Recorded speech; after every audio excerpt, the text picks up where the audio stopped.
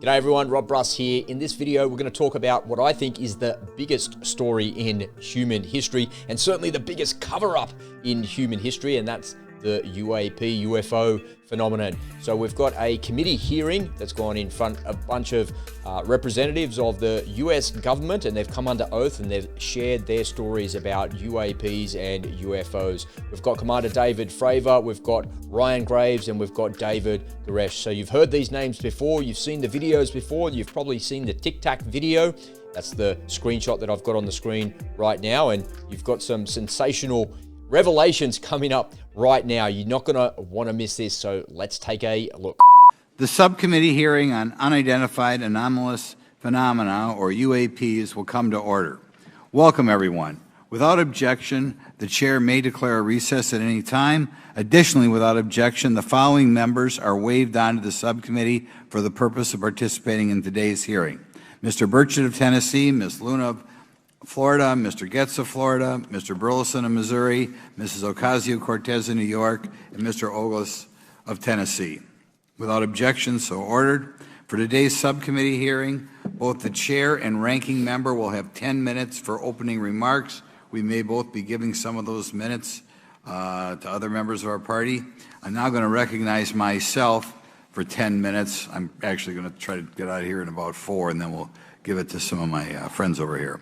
Good morning and welcome to the most exciting subcommittee in Congress this week, the Subcommittee on National Security, the Border, and Foreign Affairs, for discussion of unidentified anomalous phenomenon. I'd like to thank the brave military pilots and personnel, such as the witnesses on the panel today, for sharing their stories on how they have engaged UAPs, which has brought attention to this matter.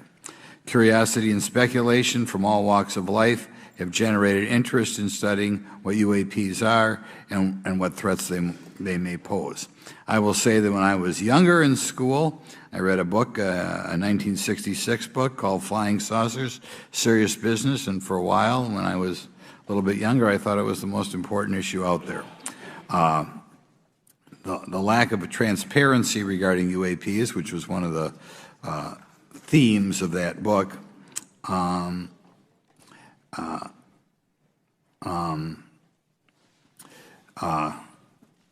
in any event, it's led to interest in studying what UAPs are and what threats they pose. The lack of transparency regarding UAPs has fueled wild speculation and debate for decades, eroding public trust in the very institutions that are meant to serve and protect them, as is evidenced by the large number of people we have here. I also want to point out in 1966, President Gerald Ford claimed to have seen a UFO, and in 1969 in Georgia, Jimmy Carter claimed to have seen a UFO. So this has led Congress to establish entities to examine UAPs. The National Defense Authorization Act of 2022 established the All-Domain Anomaly Resolution Office, or AARO, to conduct or to coordinate efforts across the Department of Defense and other federal agencies to detect, identify, and investigate UAPs. However, AARO's budget remains classified, prohibiting meaningful oversight from Congress. In addition to AARO's efforts, NASA is leading an independent study on UAPs that will identify how UAP data is gathered from both civilian and government entities that can be analyzed to shed light on the topic. However, despite these offices being established, there lies a pressing demand for government transparency and accountability that cannot be overlooked, and that's been a problem that's been around for 50 years. The Biden administration handling of the Chinese spy balloon that violated U.S. airspace is one example how the government is not prepared for these. The Biden administration's description of events has shown that the government continues not to be forthright. Between the Chinese balloon being shot down and 2 UAPs subsequently shot down following the event earlier this year, the U.S. government spent $1.5 million in taxpayer dollars on missiles, yet we have seen little clarity from the Biden administration. We must demand transparency from the Department of Defense, our intelligence community, and our defense industry on the UAP work. We're going to ask some questions about that today.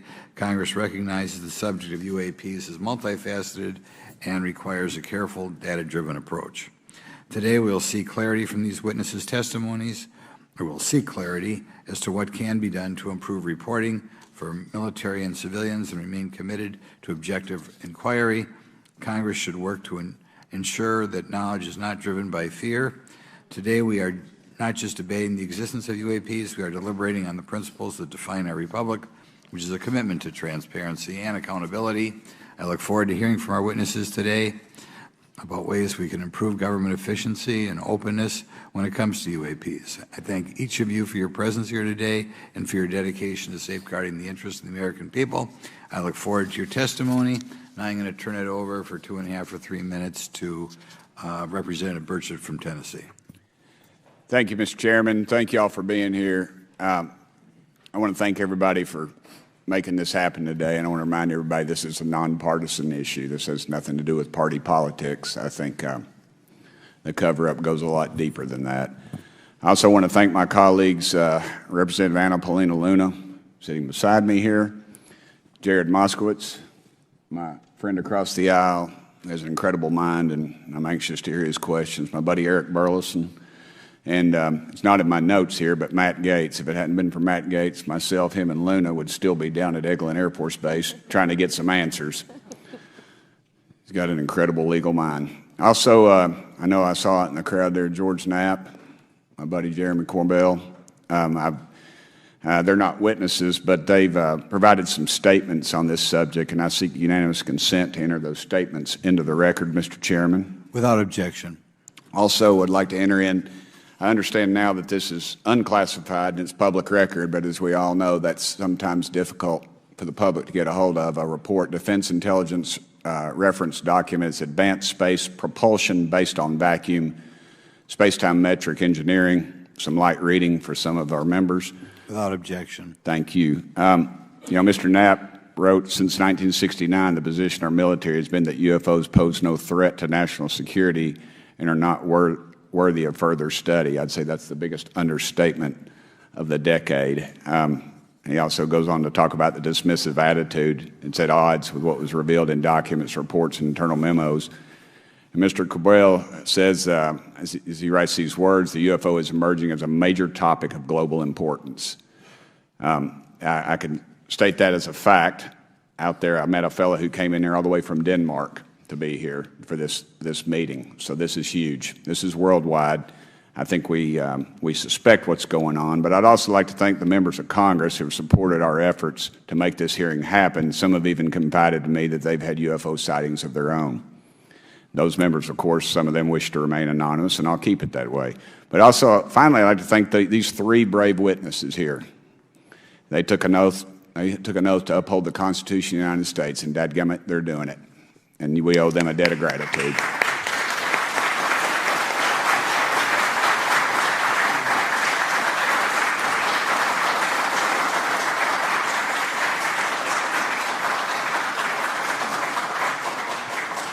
Y'all quit clapping. You're cutting in on my time. Just kidding. These folks, they've got nothing to gain from this, and I think you're going to find out that they've endured quite a few slings and arrows.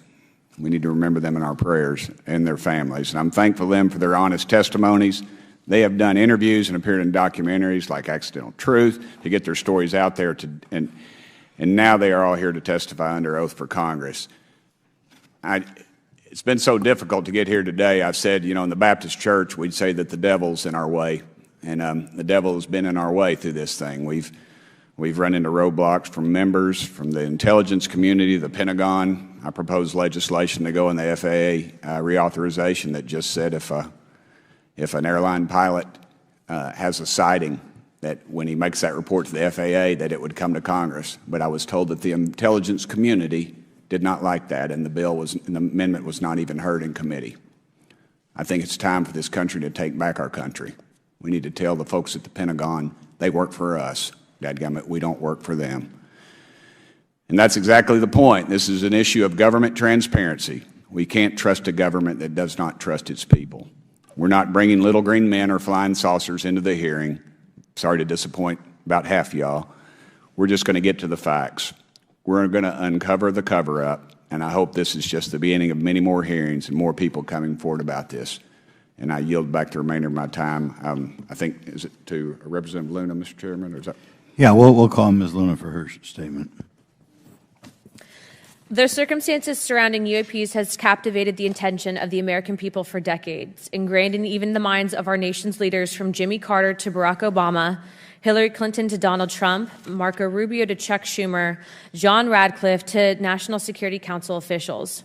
Yet from Roswell, New Mexico to the coast of Jacksonville, Florida, the sightings of UAPs have rarely been explained by the people who have firsthand accounts of these situations. This is largely due to the lack of transparency by our own government and the failure of our elected leaders to make good on their promises to release explanations and footage and mountains of overclassified documents that continue to be hidden from the American people. This isn't just how I feel. In fact, the American people largely believe that the government has actively covered up the truth about UAPs. One poll in particular found that 68% of Americans believe that the government is hiding information about UAPs and not being honest about what we know about them. And from my personal experience, I believe the same thing. Another poll found that nearly half Americans believe that the federal government is doing a very bad or somewhat bad job of dealing with reports of UFO sightings. As Representative Burchett just referenced on the FAA bill that just went through, you can tell that that's exactly happening. Considering the thousands of testimonies and videos taken on people's phones and eyewitnesses' accounts made by credible witnesses such as doctors, pilots, scientists, and active duty service members, it is unacceptable to continue to gaslight Americans into thinking that this is not happening or that the potential of intelligent life forms exists other than humans.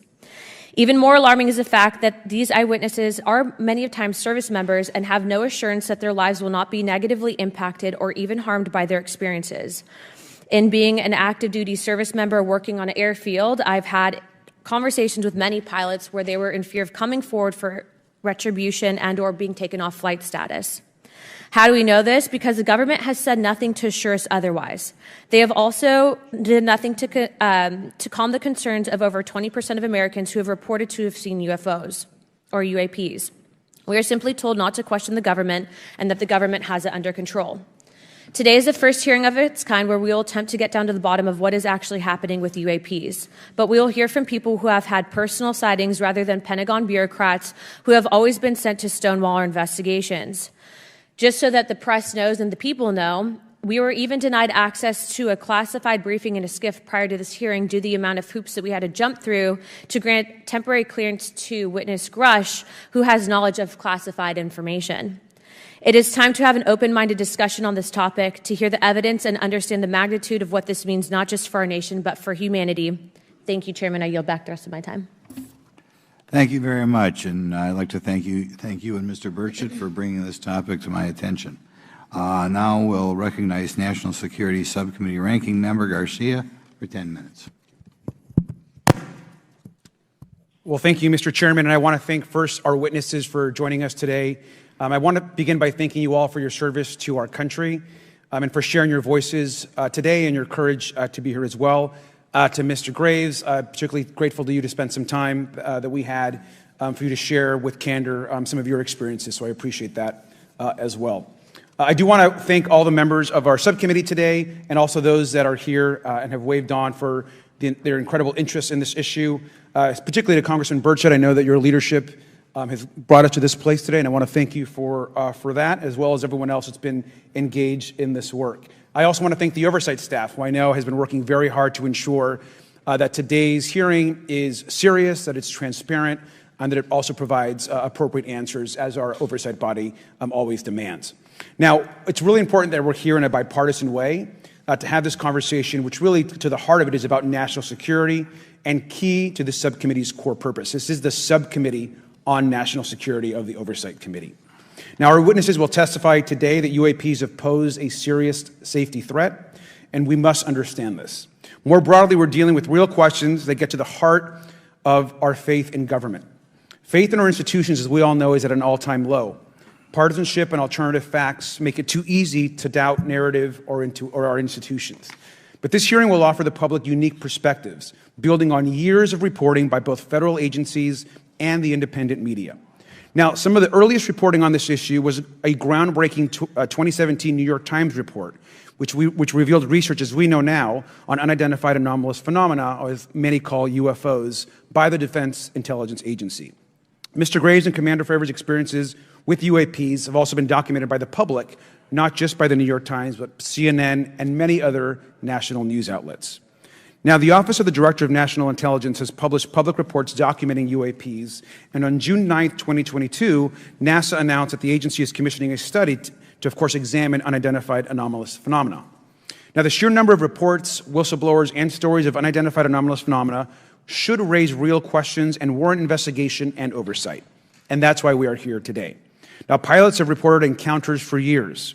Now, because of the stigma around reporting these incidents, we still don't have a complete picture of actually what's going on, particularly as our witnesses will testify on the civilian side, and that is a real problem that we have today in the country.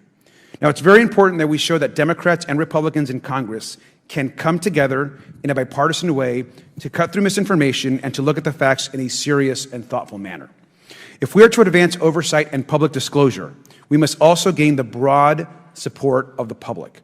We will succeed getting facts out to the public faster if there is a broad public support as part of the process. Now, I understand fully the Department of Defense is hesitant to share information that could also undermine our national security by revealing information on the capabilities of our own aircraft, our sensors, and other sensitive material.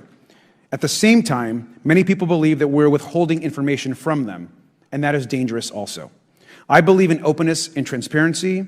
That is also the role of Congress. And I want to trust that the American people will be able to weigh the evidence and make up their own minds. Now, we have incidents where sensors, sometimes even multiple types of sensors, detect things that we cannot explain.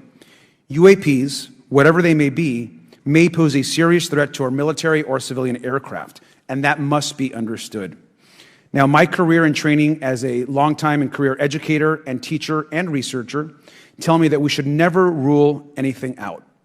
We know that our space, of course, is vast and undiscovered. I also want to note that Mr. Sean Kirkpatrick, director of the All-Domain Anomaly Resolution Office, the component of the DoD office that investigates UAP data, has testified before the Senate this year that his unit has found no evidence of extraterrestrial activity. NASA has also stated that they don't have evidence of extraterrestrial life either, and we've heard this, of course, from some of our government agencies. And we should remind viewers and witnesses, which I think is really important, that we also cannot share classified information in public settings. But questions, of course, remain that people want to see data and information for themselves. The enormous interest in the hearing today underscores the importance of a fair and open look at the evidence from witnesses who can share their unique perspectives. Now, I know I certainly have a lot of questions, and I know that all the members of our committee do as well. We should come to this hearing with an open mind, and we should not let our existing ideas restrict us on either side. I hear over and over from many agencies the stigma around reporting and investigating UAPs prevents us from getting real answers. We know that whistleblowers have reported harassment, intimidation, or stigma as well, and this is not acceptable. If people can't report incidents which would have national security or safety implications, then that also has serious consequences for us. As ranking member of this subcommittee, I know my job would be completely impossible if whistleblowers or others feel intimidated to come before this committee. We can't be afraid of asking questions, and we can't be afraid of the truth. I'm proud to say that this hearing builds upon bipartisan work by members of the House and Senate dating many years back, which has sought to increase awareness within the Department of Defense and to mandate more of Congress of UAPs. We know the Senate is taking up an amendment to their defense authorization bill, which will create a commission with broad declassification authority, and we should all agree that that is an important step. Members of both parties and senior officials in multiple administrations have taken an interest in this issue, and we're proud to carry and build that confidence in the American people. This hearing will also not be the end of this discussion, but a new chapter and start to years and years of work that many folks, both in the public and within government, have been working on. We should encourage more reporting, not less, on UAPs. The more we understand, the safer we will be. We will hear testimony from witnesses today with a long record of service to the American people and with subject matter expertise. Our witnesses have a unique opportunity to share their perspective, insights, and their experiences with the American people. And I encourage all of my colleagues to engage with these difficult questions with an open mind and to follow the facts on behalf of our country. I also just want to say more broadly that we should look at this hearing and believe that everything is on the table as it relates to UAPs. I think an open mind is absolutely the best. I want to yield the 2.5 minutes, the remainder of my time, to the representative from Florida, Representative Moskowitz, for an opening statement. He also has been very much engaged in this issue, and I want to thank him for his leadership. Congressman. Thank you, Ranking Member Garcia. Thank you, Mr. Chairman. I want to thank Tim Burchett and Anna Paulina Luna for their leadership in pushing this hearing forward. I want to thank, obviously, committee staff and their staff working on this on a bipartisan basis because many Americans are deeply interested in this issue, and it shouldn't take the potential of non-human origin to bring us together. Additionally, I want to thank the witnesses for coming forward to share your perspectives, your thoughts, and the sightings of UAPs. Unlike other hearings many times in Congress, you're not here to help a political party, but you're here to share information with the American people. And it's not something that is just going on in this administration. It's something that's spanned many administrations. For decades, many Americans have been fascinated by objects mysterious and unexplained, and it's long past time that they got some answers. The American public has a right to learn about technologies of unknown origins, non-human intelligence, and unexplainable phenomena. Those are not the words of a UFO Twitter account. Though that is a direct quote from Majority Leader Chuck Schumer, that the American public has a right to learn about technologies of unknown origins, non-human intelligence, and unexplainable phenomena.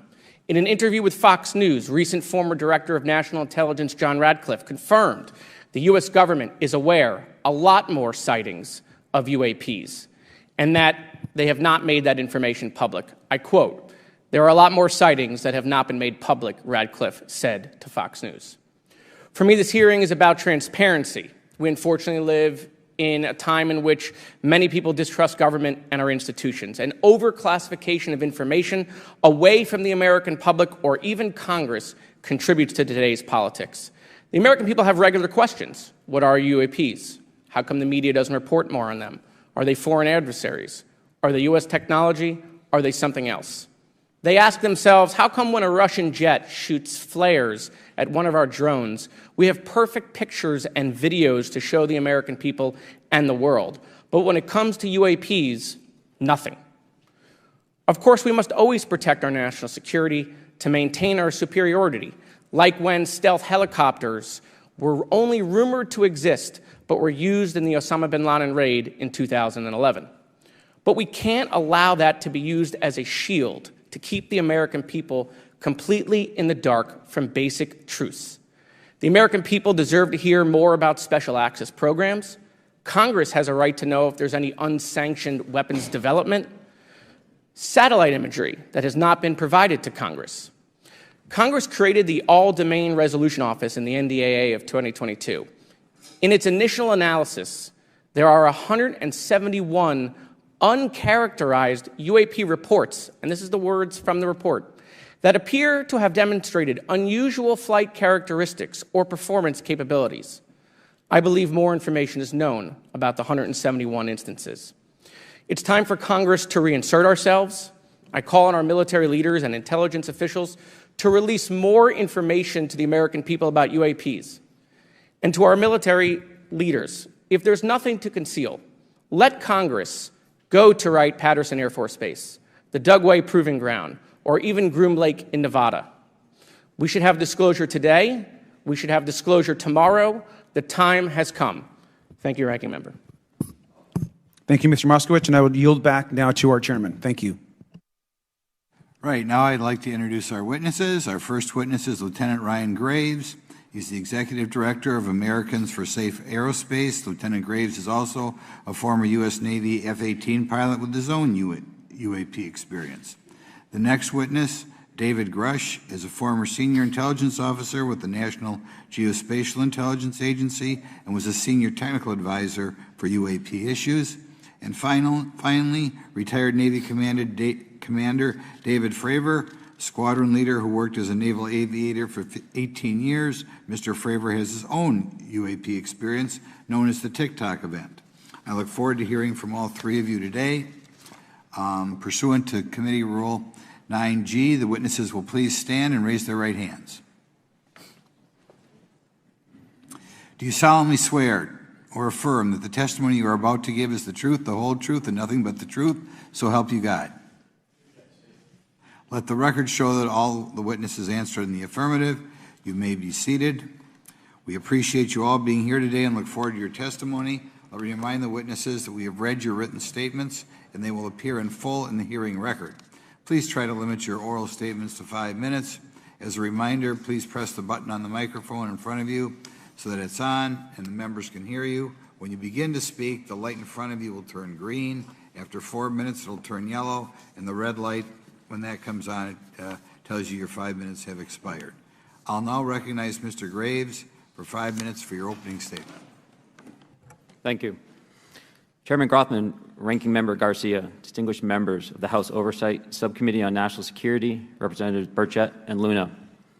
My name is Ryan Fobbs Graves, and I am a former F-18 pilot with a decade of service in the U.S. Navy, including 2 deployments in Operation Enduring Freedom and Operation Inherent Resolve. I have experienced advanced UAP firsthand, and I'm here to voice the concerns of more than 30 commercial aircrew and military veterans who have confided their similar encounters with me. Today, I would like to highlight 3 critical issues that demand our action. As we convene here, UAP are in our airspace, but they are grossly underreported.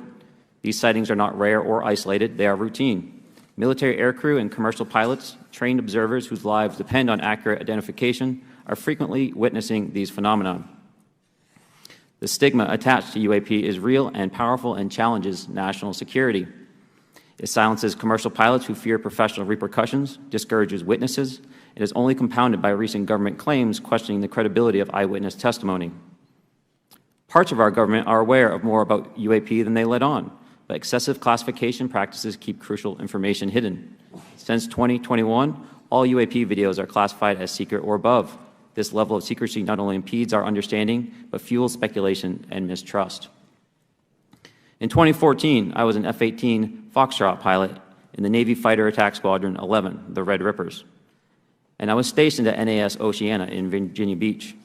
After upgrades were made to our jet's radar systems, we began detecting unknown objects operating in our airspace. At first, we assumed they were radar errors, but soon we began to correlate the radar tracks with multiple onboard sensors, including infrared systems, eventually through visual ID.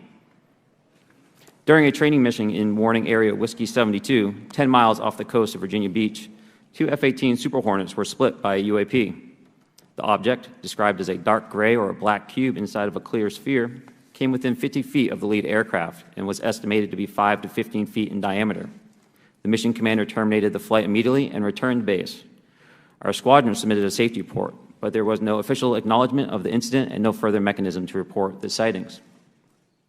Soon, these encounters became so frequent that aircrew would discuss the risk of UAP as part of their regular pre-flight briefs. Recognizing the need for action and answers, I founded Americans for Safe Aerospace. The organization has since become a haven for UAP witnesses who were previously unspoken due to the absence of a safe intake process. More than 30 witnesses have come forward, and almost 5,000 Americans have joined us in the fight for transparency at safeaerospace.org.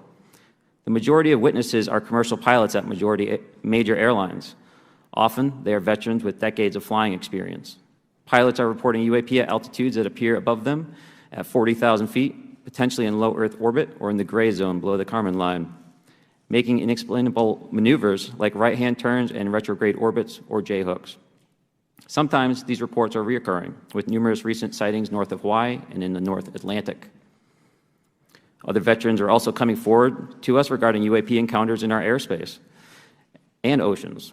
The most compelling involve observations of UAP by multiple witnesses and sensor systems. I believe these accounts are only scratching the surface, and more will share their experiences once it is safe to do so.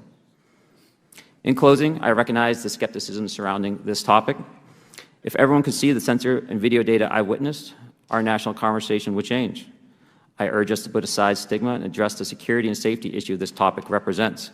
If UAP are foreign drones, it is an urgent national security problem. If it is something else, it is an issue for science. In either case, unidentified objects are concerned for flight safety. The American people deserve to know what is happening in our skies. It is long overdue. Thank you. Mr. Grusch.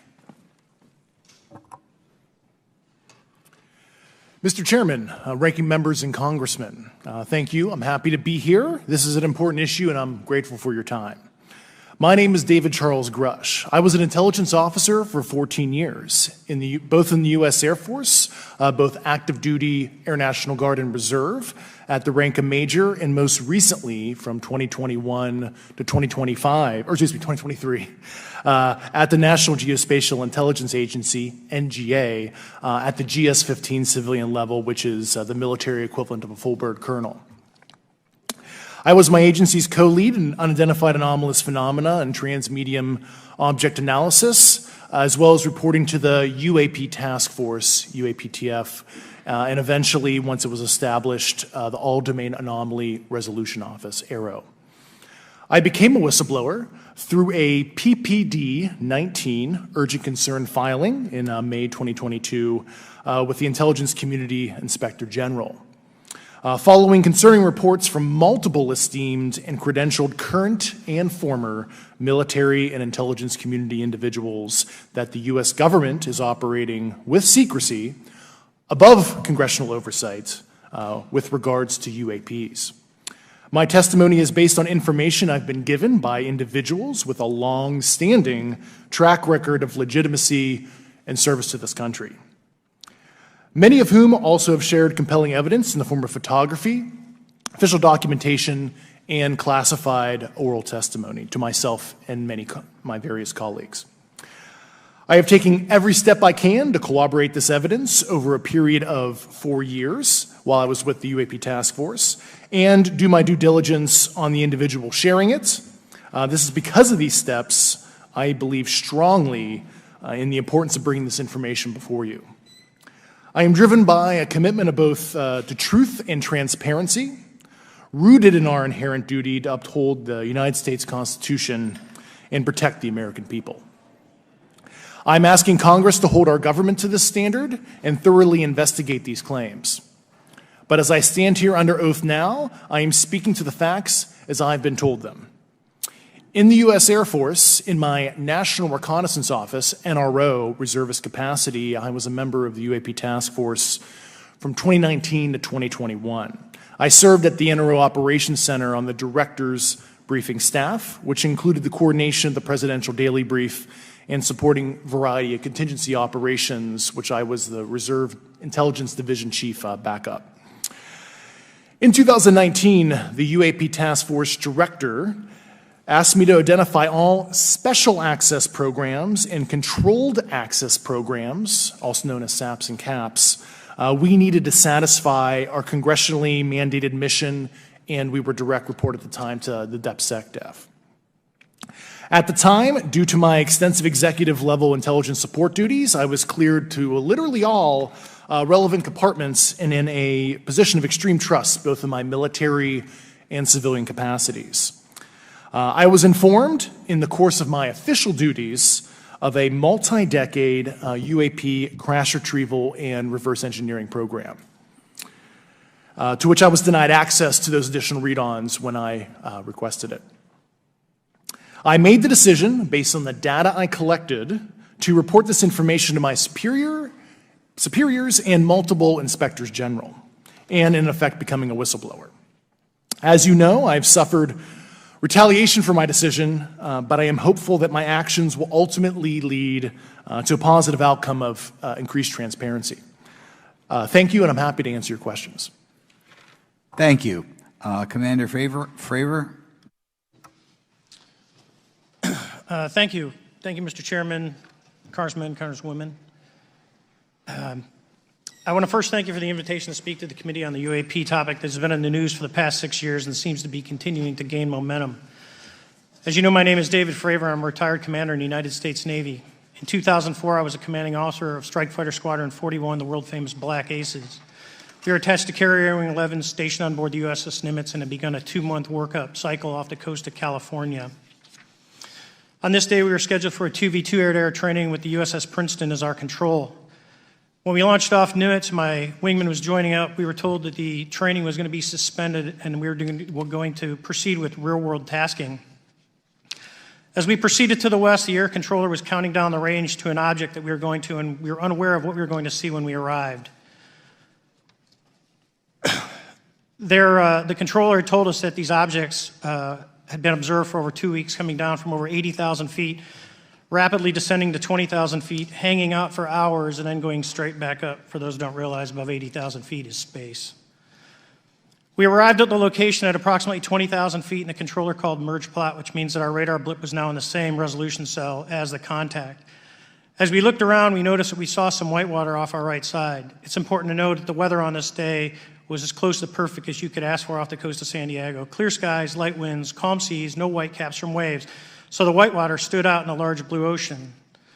All four of us, because we were in F-18Fs, so we had pilots and Wizzo in the back seat, looked down and saw a white tic-tac object with a longitudinal axis pointing north-south and moving very abruptly over the water like a ping-pong ball.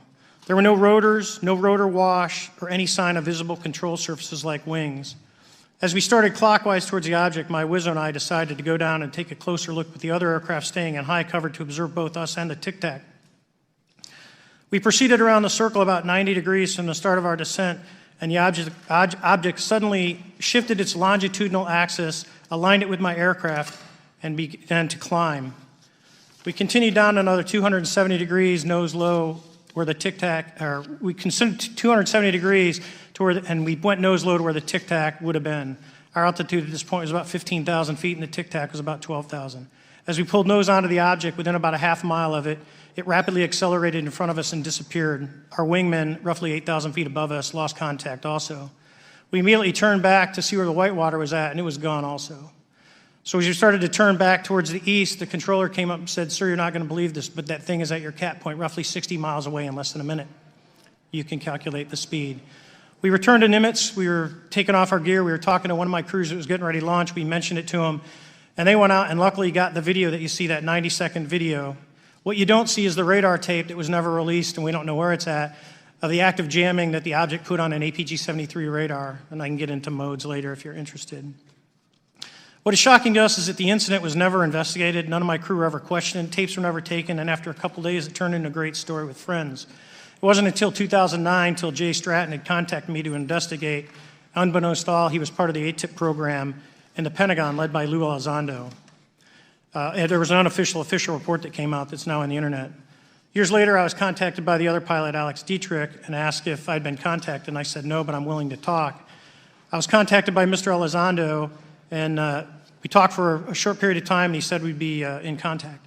A few weeks after that, I was made aware that Lou had left the Pentagon in protest and joined forces with Tom DeLonge, Chris Mellon, Steve Justice, and others to form Two Stars Academy, an organization that pressed the issue with leading industry experts and U.S. government officials. They worked with Leslie Kean, who is present today, Ralph Blumenthal, and Helene Cooper to publish the articles in the New York Times 2017 New York Times, and it removed the stigma on the topic of UFOs, which is why we're here today. Those articles open the door for the government and public that cannot be closed. It has led to an interest from our elected officials who are not focused on little green men, but figuring out where these craft are, where they're from, the technology they possess, how do they operate. It also led to the Whistleblower Protection Act and the NDAA. There are multiple witnesses coming forward to say that have firsthand knowledge, and Mr. Grusch just covered that. What concerns me is that there's no oversight from our elected officials on anything associated with our government processing or working on craft. Believe it not from this world. This issue is not a full public disclosure that could undermine national security, but it is about ensuring that our system of checks and balances works across all work done in the government using taxpayer funds. Relative to government programs, even unacknowledged WAVE programs have some level of oversight by the appropriate committee members in the House and Senate, and this work that is said to be occurring from whistleblower testimonies should not be exempt. In closing, I would like to say that the tic-tac object we engaged in 2004 was far superior to anything that we had on time, have today, or are looking to develop in the next 10 years. If we in fact have programs that possess this technology, it needs to have oversight from those people that the citizens of this great country elected in office to represent what is best for the United States and best for the citizens. I thank you for your time. Thank you very much. Thank you very much. I know it's very difficult for all of you, all you've done in the past to try to illuminate this issue. Call on myself first for some questions. I'm going to start with Mr. Graves. Are pilots that you interact with as part of your organization, do you feel adequately trained and briefed on how to handle encounters with UAPs? No. Right now, military witnesses to UAP have limited options for reporting UAP, but more concerning is that commercial aviation sector has not adapted to the lessons that the military has implemented. The military and Department of Defense has stated that UAP represent a critical aviation safety risk. We have not seen that same language being used in the commercial markets. They are not acknowledging this risk. Okay. What steps do you think you have to be taken to improve a pilot's UAP reporting, be it military or commercial? Right now, we need a system where pilots can report without fear of losing their jobs.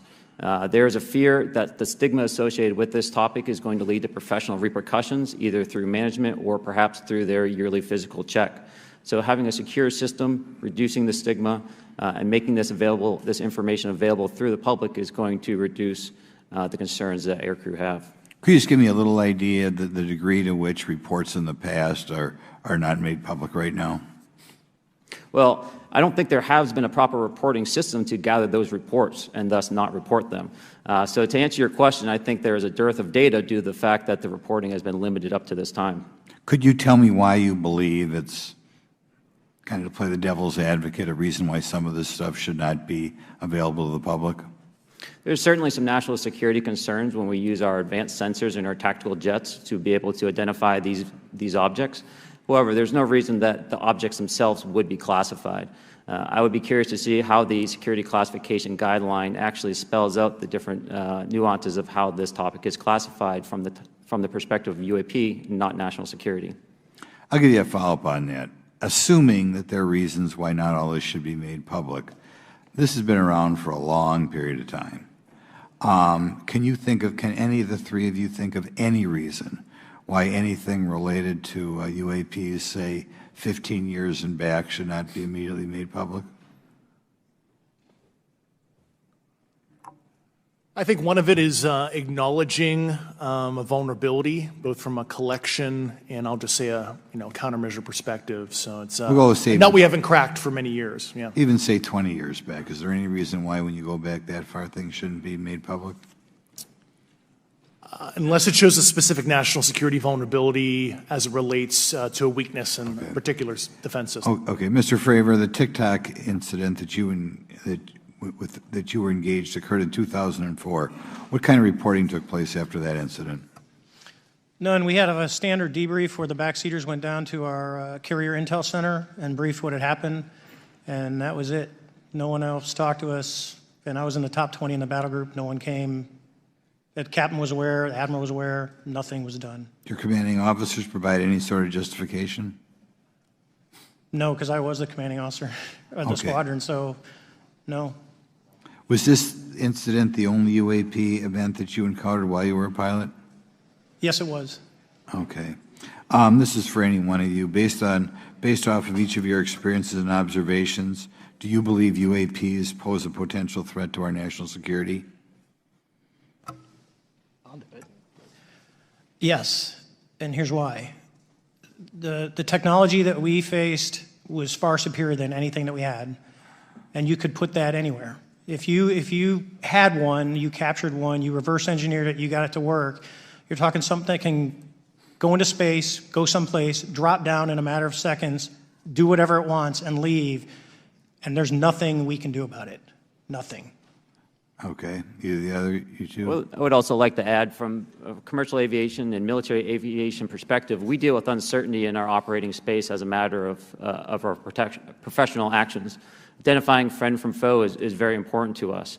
And so when we have unidentified targets and we continue to ignore those due to a stigma or a fear of what it could be, that's an opening that our adversaries can take advantage of. What steps should be taken to better understand and respond to UAP encounters in the interest of national security?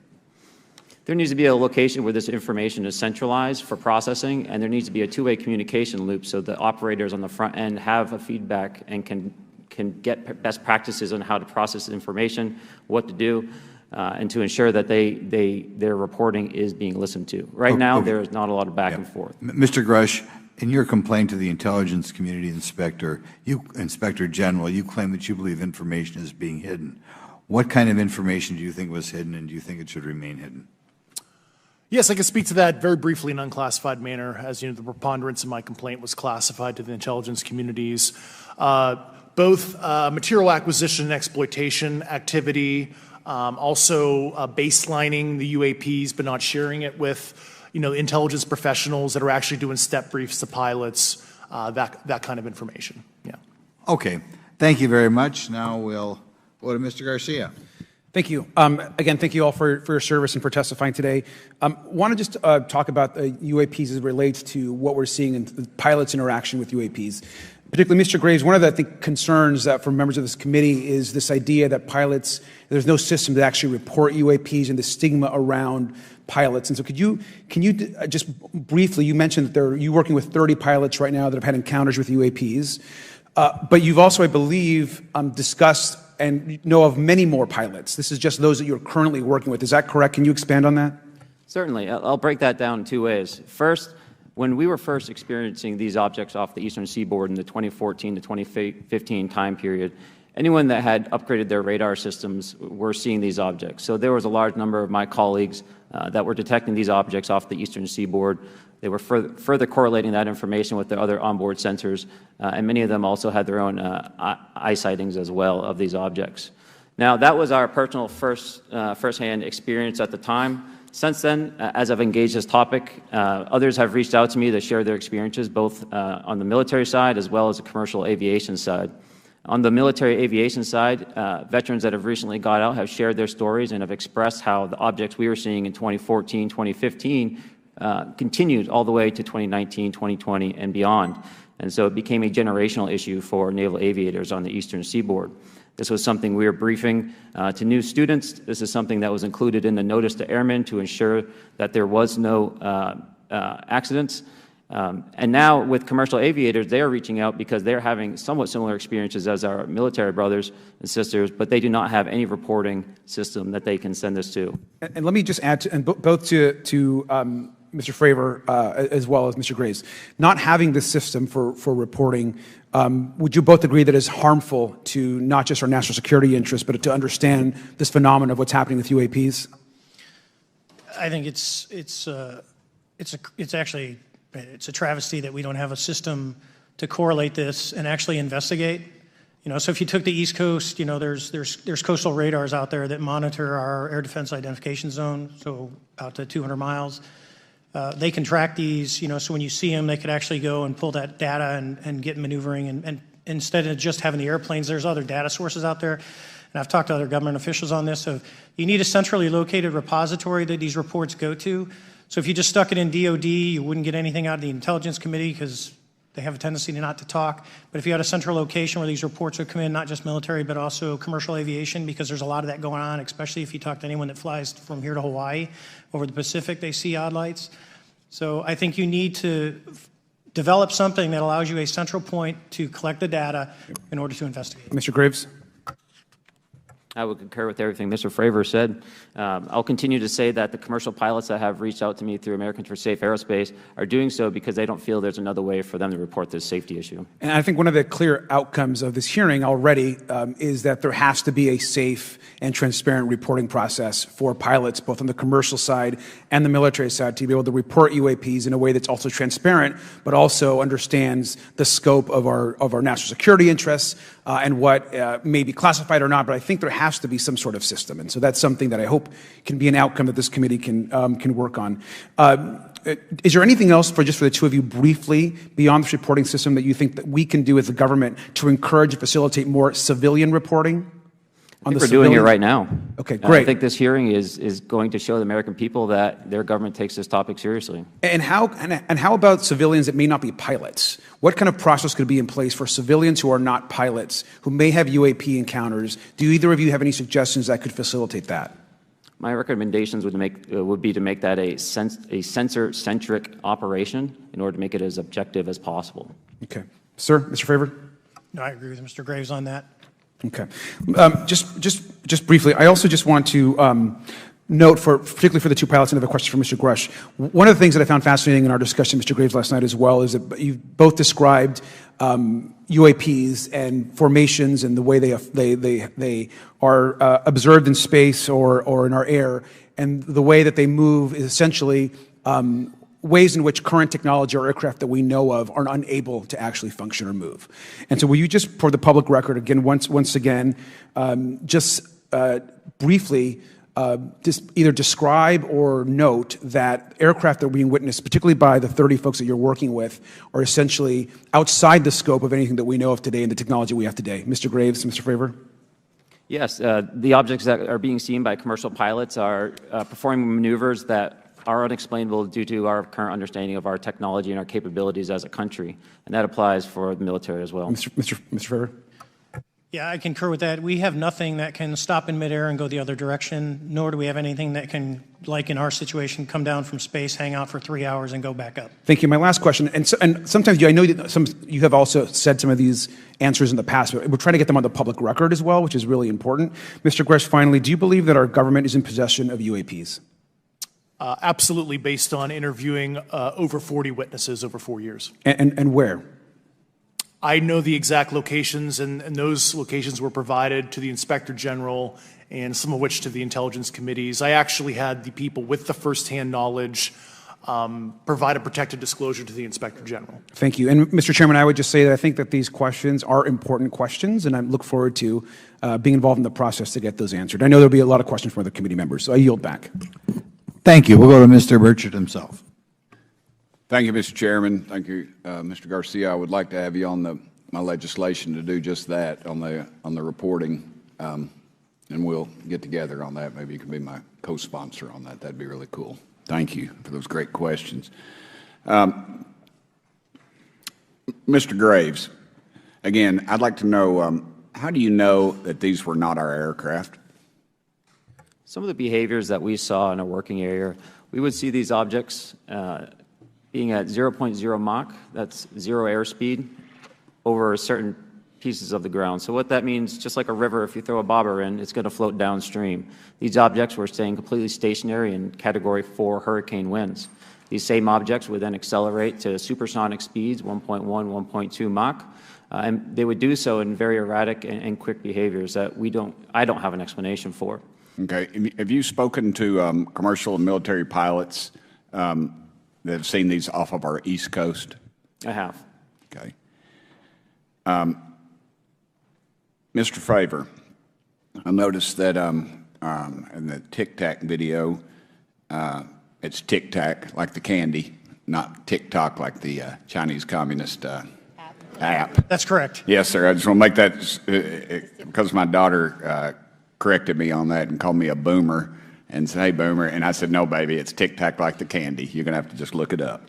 And but now I would also like to say today is a day of many firsts. It's a miracle that we're having this meeting, and it's also a miracle that my wife has put up with me for 9 years today. Today is my anniversary, so I want to tell my wife happy anniversary and that I love her very much. As she likes to say, this 9 years have been the best 2 years of her life. So thank you. Mr. Fravor, what astonished you the most about the flight capabilities of these Tic Tac, very briefly? The performance, absolute performance. It was. And you're not aware of any other objects that anybody in the world has, in this world, that has those capabilities? No, I think it's far beyond actually our material science that we currently possess. Are you aware of any other reconnaissance platforms that have tracked or recorded the Tic Tac's maneuvers, maybe the NORAD system or any of the others? I am not. Okay. Mr. Grusch, thank you for being here, brother. Thank you all very much. Have you faced any retaliation or reprisals for any of your testimony or anything on these lines? Yeah, I have to be careful what I say in detail because there is an open whistleblower reprisal investigation on my behalf, and I don't want to compromise that investigation by providing anything that may help provide somebody information. But it was very brutal and very unfortunate, some of the tactics they used to hurt me both professionally and personally, to be quite frank. Yeah. It's very unfortunate. As they say, when you're over the target, that's when they do the most firing at you. Do you have any personal knowledge of people who have been harmed or injured in efforts to cover up or conceal these extraterrestrial technology? Yes. Personally. Have anyone been murdered that you would that you know of or have heard of, I guess? I have to be careful asking that question. I directed people with that knowledge to the appropriate authorities. Maybe in a if we could get in a confidential area, SCIF, we could talk about that. But unfortunately, we were denied access to the SCIF, and that's very unfortunate in this scenario. Mr. Fravor, do you believe that you witnessed an additional object under the water in relation to your encounter?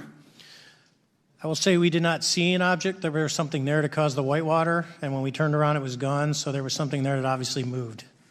Okay, it was not the same object, though, that you were looking at, correct? No, we actually joked that the Tic Tac was communicating with something when we came back, and because the whitewater disappeared.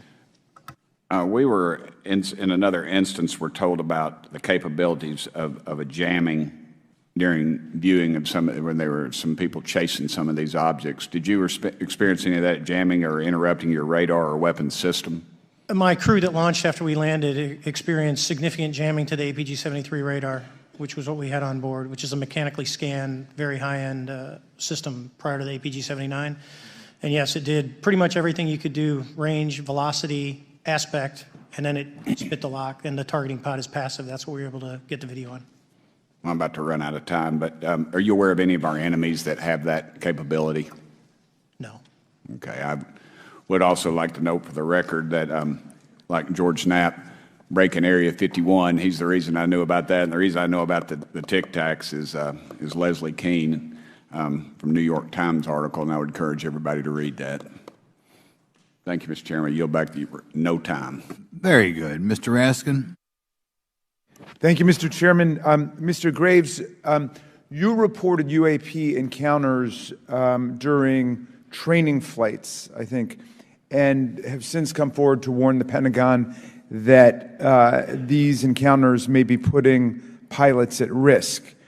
My first question is, you've identified these as taking place on the East Coast. Is it just on the East Coast where these encounters have been reported?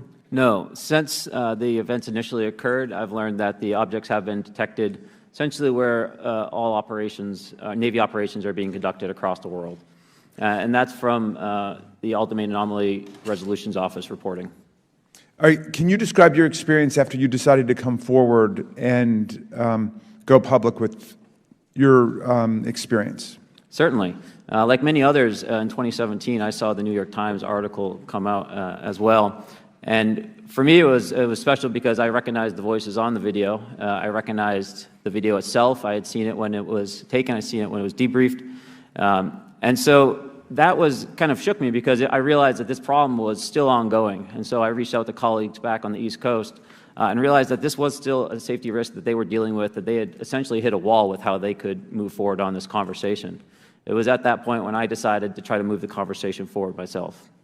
Are there common characteristics to the UAPs that have been cited by different pilots, and can you describe what the convergence of descriptions is? Certainly. We were primarily seeing dark gray or black cubes inside of a clear sphere. I'm sorry, dark gray or black cubes? Yes, inside of a clear sphere, where the apex or tips of the cube were touching the inside of that sphere. And that was primarily what was being reported when we were able to gain a visual tally of these objects. And that occurred over almost 8 years. And as far as I know, it's still occurring. So I take it that you're arguing what we need is real transparency in a reporting system so we can get some clarity on what's going on out there, because there are many pilots in your situation, but we should have a way of developing a systematic inventory of all of such encounters. Is that right? Yes, and I think we need both transparency and the reporting. We have the reporting, but we need to make sure that information can be promulgated to commercial aviation as well as the rest of the populace. Mr. Grusch, what about you? What was your experience after you came forward? Well, it's only been about 2 months or so, so I guess my experience has been overwhelming support from former colleagues of mine that have privately messaged me, and I do appreciate that.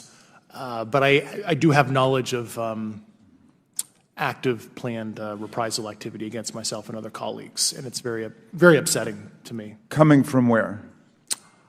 Certain senior leadership at previous agencies I was associated with. And that's all I'll say publicly, but I can provide more details in a closed environment. Okay. Well, I hope you understand that there would be bipartisan rejection of any attempt to vilify, demonize, or engage in other reprisals against our witnesses and people who are telling the truth from their perspective. Yeah, there were certain colleagues of mine that were brutally administratively attacked, and it actually makes me very upset as a leader to see that happen to other coworkers and actually superiors of mine over the last 3 years. How do you account for that response? That seems like a bizarre response. I call it administrative terrorism. That's their quiver, their tool in the toolbox to silence people, especially the career government service cares about their career, cares about their clearance, their reputation to climb the ladder. And when you threaten that career path, a lot of people back off. But I'm here to represent those people. So, Mr. Fravor, what about you? What has your experience been since you've come forward with your perspective on this? Actually, I've been treated very well. And the 6 people that were involved, myself included, all of them have or will be retiring from the military as 05s or 06s. And all my friends that are very senior, 3 and 4 stars, I've talked to them. They believe, they understand there's a problem. But no, I was actually treated really well. And what is your general interpretation of these phenomena? Or what is your current thinking of trying to make sense of them? Well, I'll say, I'm not like a UFO fanatic. It's not me. But I will tell you that what we saw with 4 sets of eyes over a 5-minute period, still, there's nothing, we have nothing close to it. It was amazing to see. I told my buddy I wanted to fly it, but yeah, it's just an incredible technology. All right, Mr. Chairman, thank you very much. I'll yield back to you. Thanks. And Ms. Luna. Mr. Grusch, in speaking to you yesterday, I just wanted to follow up on Representative Raskin's questions. In the last couple of years, have you had incidences that have caused you to be in fear for your life for addressing these issues? Yes, personally. Okay. Yeah. I just want everyone to note that he's coming forward in fear of his life. To put in perspective, if they were really not scared about this information coming out, why would someone be intimidated like that? To your knowledge, are NHIs working with adversarial foreign governments in either technology exchange programs or back engineering programs? I don't have data on that. I'm not sure. Have you heard or you had people come forward to present that evidence? Not that particular evidence that you just espoused. Okay. On the 19th of April, Dr. Kirkpatrick, head of Aero, had said that he did not find any evidence of UAPs. You also stated that you had, in your interview, that you had briefed him on information that you were uncovering, but that he did not follow up with you. Were the items that you divulged to him pertinent to national security? Yes. Him and I had a classified conversation in April 2022 before he took over Aero in July 2022, and I provided him some concerns I had. Do you know why he might not have followed up with you? Unfortunately, I cannot read his mind. I wish he did. I was happy to give sage counsel to him on where to look when he took the helm of Aero. Okay, and then my last question for you before I move to Mr. Graves is you received prior approval from the Defense Department to speak on certain issues, correct? Correct, through DOPSR, DoD Pre-Publication and Security Review, and I just want to remind the public, they're just looking from a security perspective. These are my own personal views and opinions, not the department's. Okay, I'm asking that, though, mainly because I think that there are many people that would like to discredit you, so it does bring a certain amount of credibility to your testimony. I'm required by law to do that as a former intelligence officer, or I go to jail for revealing classified information. Yeah, we don't want you to go to jail. My next question would actually be for Mr. Graves. Can you please explain to me in detail the event that occurred at Vandenberg Air Force Base? Certainly. In the 2003 timeframe, a large group of Boeing contractors were operating near one of the launch facilities at Vandenberg Air Force Base when they observed a very large 100-yard sided red square approach the base from the ocean and hover at low altitude over one of the launch facilities. This object remained for about 45 seconds or so before darting off over the mountains. There was a similar event within 24 hours later in the evening. This was a morning event, I believe 8:45 in the morning. Later in the evening, post-sunset, there were reports of other sightings on base, including some aggressive behaviors. These objects were approaching some of the security guards at rapid speeds before darting off. And this is information that was received through one of the witnesses that have approached me at Americans for Safe Aerospace. Was this documented in any official form, whether it was a police blotter? Yes, they had official documentation and records from the event that the witness held over the years. And I'm not going to ask you to do it right now for time reasons, but you'd be able to sketch what was witnessed, correct? And have you seen that before on any other equipment and or during your flight time? I have not seen what they've described. This object was estimated to be almost the size of a football field, and I have not seen anything personally that large. Okay, and then another question on follow-up referencing the gimbal video Go Fast incident. Can you just clarify, because to our understanding, the footage was actually cut off at a certain point, but what happens at the end of that video, just for those Americans specifically that are wanting to know about the rest of that footage? Certainly. There was some uncertainty or instability with the object. It seemed to rock a bit, and that's the last I had seen of the video. Much of the data that I would recommend be analyzed would consist of radar data that would provide precise kinematics on the object, as well as the fleet of objects that were operating nearby. Okay, and follow-up, in regards to the reporting procedures that Mr. Garcia had addressed on, as well as Representative Burchett, with the FAA, to your understanding, pilots that are seeing this, commercial airline pilots, are they receiving cease and desist letters from corporations for coming forward with information in regards to safety for potential airline passengers? I have been made privy to conversations with commercial aviators who have received cease and desist orders. So the American public should know that corporations are putting their own reputations on the not the line, but ahead of the safety of the American people. And I think, would you agree with that statement? It appears so. Okay. And I guess this would be my last, I'm out of time. I yield. I'll be back. Good. Mr. Moskowitz. Thank you, Mr. Chairman. Gentlemen, let's talk about the laws of physics for a second. Mr. Graves and Commander Fravor, I heard you talk about speed. When those objects broke the sound barrier, did they make a sonic boom? I was in a jet. You can't hear anything. It's kind of loud in there.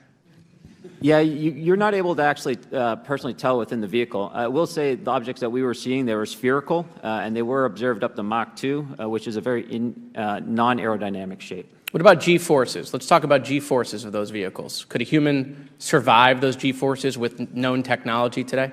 No. No, not for the acceleration rates that we observed. Okay. What about what they look like? How close did you get? Did you see a seam or a rivet or a section? And what I mean is, obviously, the jets you're flying have all those things. Did these objects have those? Do you want to go, Ryan? I didn't have the detail to be able to tell that.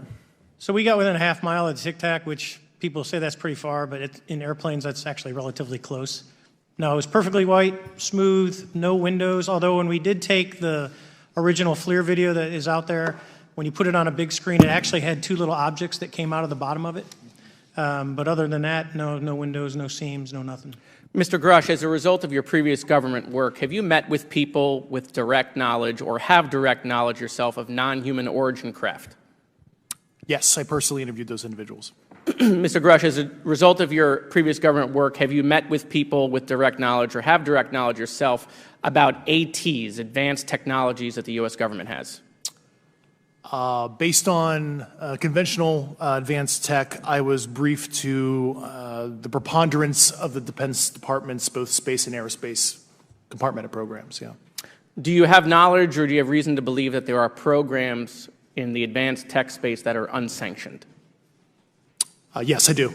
Okay. Yeah. And when you say that they're above congressional oversight, what do you mean? Complicated question. So there's, some, I would call it abuse here. So congressional oversight of conventional special access programs, so I'll use Title 10, so DOD as an example, right? So 10 U.S. Code Section 119 discusses congressional oversight of SAPs, discusses the DepSecDef's ability to waive congressional reporting. However, the Gang of Eight is at least supposed to be notified if a waived or waive bigoted unacknowledged SAP is created, and that's public law. Well, so that how does, I don't want to cut you off, but how does a program like that get funded? I will give you generalities. I can get very specific in a closed session, but misappropriation of funds and does that mean self-fund. does that mean that there is money in the budget that is said to go to a program, but it doesn't, and it goes to something else? Yes, I have specific knowledge of that. Yep. Do you think U.S. corporations are overcharging for certain tech they're selling to the U.S. government, and that additional money is going to programs? Correct, through something called IRAD. Okay. Satellite imagery. Let's talk about satellite imagery. We have satellites all over the place, some that we're aware of and many that we're not aware of, right? We're taking pictures of everything at every point and second. Mr. Grusch, are you aware, do you have direct knowledge, or have you talked to people with direct knowledge that there are satellite imagery of these events? That was one of my primary tasks at NGA, since we process, exploit, and disseminate that kind of information. I've seen multiple cases, some of which, to my understanding, and of course I left NGA in April, so that's my information cutoff date.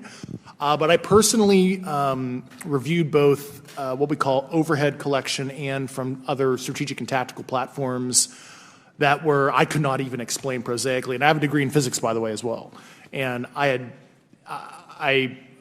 am aware that you guys have not seen these reports, unfortunately. And I don't know why. Do you have direct knowledge, or you've spoken to people with direct knowledge that this imagery applies to crash sites, crash imagery? I can't discuss that in an open session. Okay. Do you have any information that the U.S. government is involved in a disinformation campaign to deny the existence of certain UAPs? I can't go beyond what I've already stated publicly in my News Nation interview because it touches other sensitivities. Okay.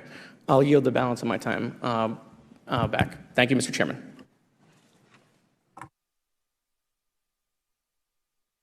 Ms. Fox. Thank you, Mr. Chairman, and I thank our witnesses for being here today.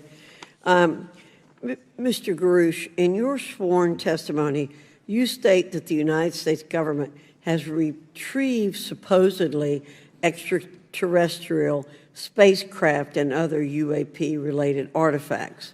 You go so far as to state that the U.S. is in possession of, quote, non-human spacecraft, end quote, and that some of these artifacts have circulated with defense contractors. Several other former military and intelligence officials have come forward with similar allegations, albeit in non-public settings. However, Dr. Sean Kirkpatrick, the director of AARO, previously testified before Congress that there has been, and I quote, no credible evidence thus far of extraterrestrial activity or of, quote, off-world technology brought to the attention of the office. To your knowledge, is that statement correct? It's not accurate. I believe Dr. Kirkpatrick mentioned he had about 30 individuals that have come to AARO thus far. A few of those individuals have also come to AARO that I also interviewed, okay, and I know what they provided Dr. Kirkpatrick and their team. Okay. I was able to evaluate that information. I need to go on. Sure. But my understanding that his statement is accurate, came from a direct quote.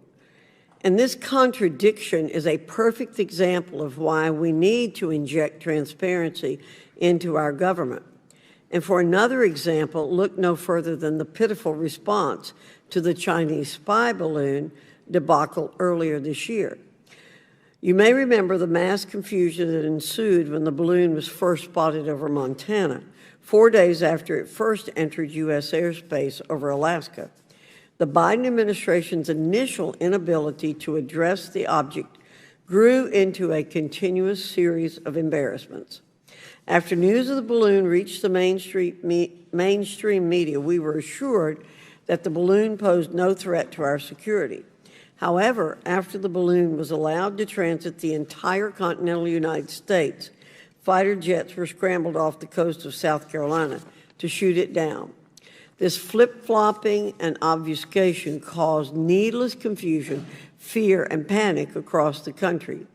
It's my hope, Mr. Chairman, that this sort of confusion will not be repeated. We should investigate the extent to which elements of our government possess or do not possess information that is of critical value to the American people. We owe it to the citizens of this nation to make sure that our government is transparent and accountable. We must make sure that our government provides answers, and Congress must do its duty to solicit those answers. With that, Mr. Chairman, I yield back. Yeah, Mr. Frost. Thank you, Mr. Chairman. In 2022, NASA announced that it was commissioning an independent study team to examine UAPs. The NASA team is comprised of scientists across different fields, as well as former astronauts and pilots. In May, the independent study team held its first public meeting, which included the perspectives from NASA senior leaders, as well as perspectives from the Department of Defense and intelligence agencies. The NASA study team is also expected to release its first report pretty soon, and I think it's safe to say that we all eagerly await its results. Mr. Graves, how might NASA's research influence the commercial industry regarding safety in UAP? I think NASA has a big role to play as far as commercial aviation safety, and it's one of their original charges as an organization. One of the recommendations that have been put forward is to utilize their existing aviation safety reporting system to serve as a short-term fill and trusted platform for pilots that want to report on UAP. It also has built-in analytics capability and is funded by Congress. Gotcha. And also, Mr. Graves, are there any other industries that may be influenced by the NASA research on UAPs? And if so, how so? Well, I think there is a large swath of commercial capabilities that could be brought to bear on this topic, from space-based or ground-based sensor systems that are available open source or through commercial marketplaces. And I think NASA's work, as they work to identify and highlight specific parameters that can be found, we can take that information and promulgate this through the public sector so that we can have a more open conversation about what we're seeing. You know, in 2020, the Department of Defense released several videos of UAPs, including Mr. Fravor's experience, U.S. Navy pilots that recorded footage. In 2021, the Office of the Director of National Intelligence released a preliminary report on UAP events. NASA Administrator Bill Nelson stated that NASA would begin to investigate these events.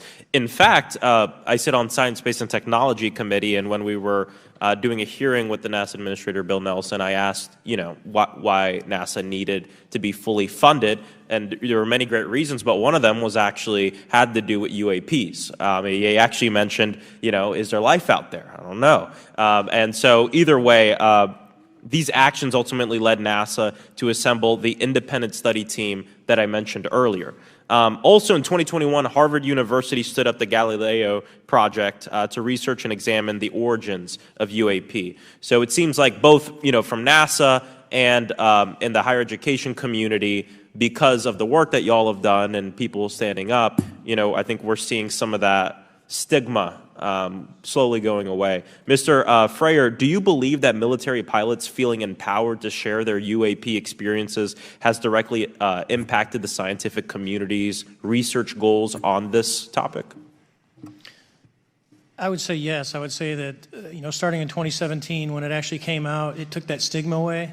I mean, I've talked to multiple senators who said prior to that, if you'd have mentioned UAP, you'd have been laughed off the hill. And now we're sitting here today for a public testimony on what's actually going on. I'm hoping that this curve will be more of an exponential, and we'll get more and more transparent to the level that we can. Yeah. And it's important. I couldn't imagine, I'm not a pilot, but I used to fly gliders in Civil Air Patrol. Huh? Yeah. Pilot? And so either way, I couldn't imagine, being in the glider and seeing something, and then not feeling like I had the agency to talk about it. Mr. Graves, can you discuss the importance of seeking scientists to sit on your advisory board? Absolutely. I think ultimately this is going to be a scientific problem. And not only that, it's also an engineering problem. I've been working with the American Institute of Aeronautics and Astronautics to help them stand up a UAP integration committee to help integrate their engineering prowess into this problem. And so, yes, very much, I think this is an engineering and scientific problem as much as a national security problem. And how might Congress help to facilitate partnerships between the scientific community and the UAP focus groups within government? Well, I think one of the things they can do is to have these types of hearings to communicate to the public that this is a topic of interest. I think that there is a pseudo-market, if you will, of interested capabilities and talent that want to approach this topic, and we're seeing that start to grow now. So I think continued conversation, reduction of stigma is going to allow that to flourish and allow answers to help generate themselves. 100%. Well, thank you all for being here, and thank you for your work. I think it's important that we keep our top scientific minds focused on this issue and look for ways to increase collaboration. Thank you so much. I yield back. Mr. Comer. Thank you, Mr. Chairman. Let me say I want to thank you for having this hearing, and I want to thank Mr. Burchett and Ms. Luna for leading this hearing. And with that, I yield my 5 minutes to Mr. Burchett. Thank you, Mr. Chairman. I'm going to direct this, I believe, to Mr. Grusch, but if any of you all feel like you need to jump in, just jump right in. We're good. Has the U.S. government become aware of actual evidence of extraterrestrial, otherwise unexplained forms of intelligence? And if so, when do you think this first occurred? I like to use the term non-human. I don't like to denote origin. Keeps the aperture open, both scientifically. Right. Certainly, like I've discussed publicly previously, 1930s. Okay. Can you give me the names and titles of the people with direct firsthand knowledge and access to some of these crash retrieval programs, and maybe which facilities, military bases that the recovered material would be in? And I know a lot of Congress have talked about we're going to go to Area 51, and and there's nothing there anymore anyway. It's just and we move like a glacier. And as soon as we announce it, I'm sure the moving vans would pull up. But please. I can't discuss that publicly, but I did provide that information both to the Intel committees and the Inspector General. And we could get that in the SCIF if we were allowed to get in a SCIF with you. Would that be probably what you would think? Sure, if you had the appropriate accesses, yeah. What special access programs cover this information, and how is it possible that they have evaded oversight for so long? I do know the names. Once again, I can't discuss that publicly and how they've evaded oversight. In a closed setting, I can tell you the specific tradecraft used. All right.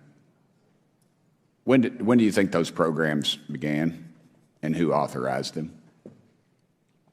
I do know a lot of that information, but that's something I can't discuss publicly because of sensitivities. All right. If any of y'all want to jump in on any of this, you're more than welcome to. What level of security clearance is required to fully access these programs? Well, anybody who has... and I say that because myself... Representative Gates and Representative Luna were basically turned away at one point at Eglin. So please go right ahead.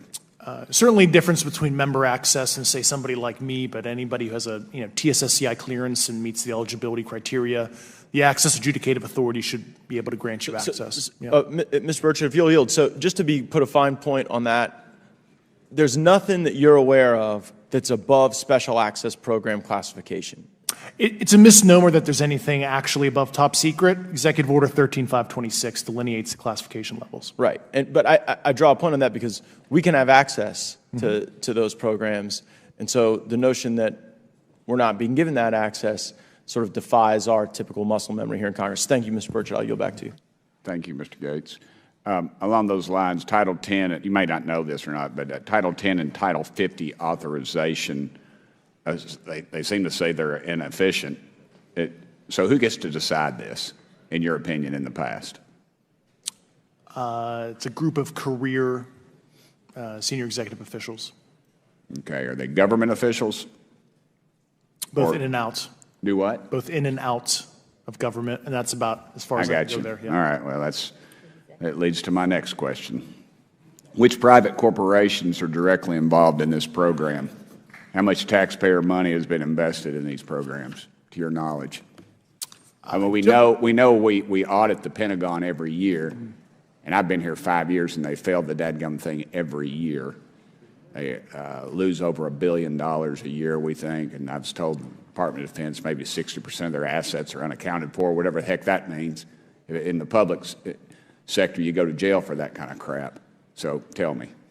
Yeah, I know when I'm $1 off of my DTS travel voucher, I get hammered, but it seems like it doesn't work the other way. If you sell over $600 worth of stuff on eBay now, you get a call from the IRS. So please. What corporations? Yeah, I don't know the specific metrics towards the end of your question. The specific corporations I did provide to the committees in specific divisions, and I spent 11 and a half hours with both Intel committees. So. Okay. Has there been an active U.S. government disinformation campaign to deny the existence of unidentified aerial phenomena? And if so, why? I can't go beyond what I've already espoused publicly about that.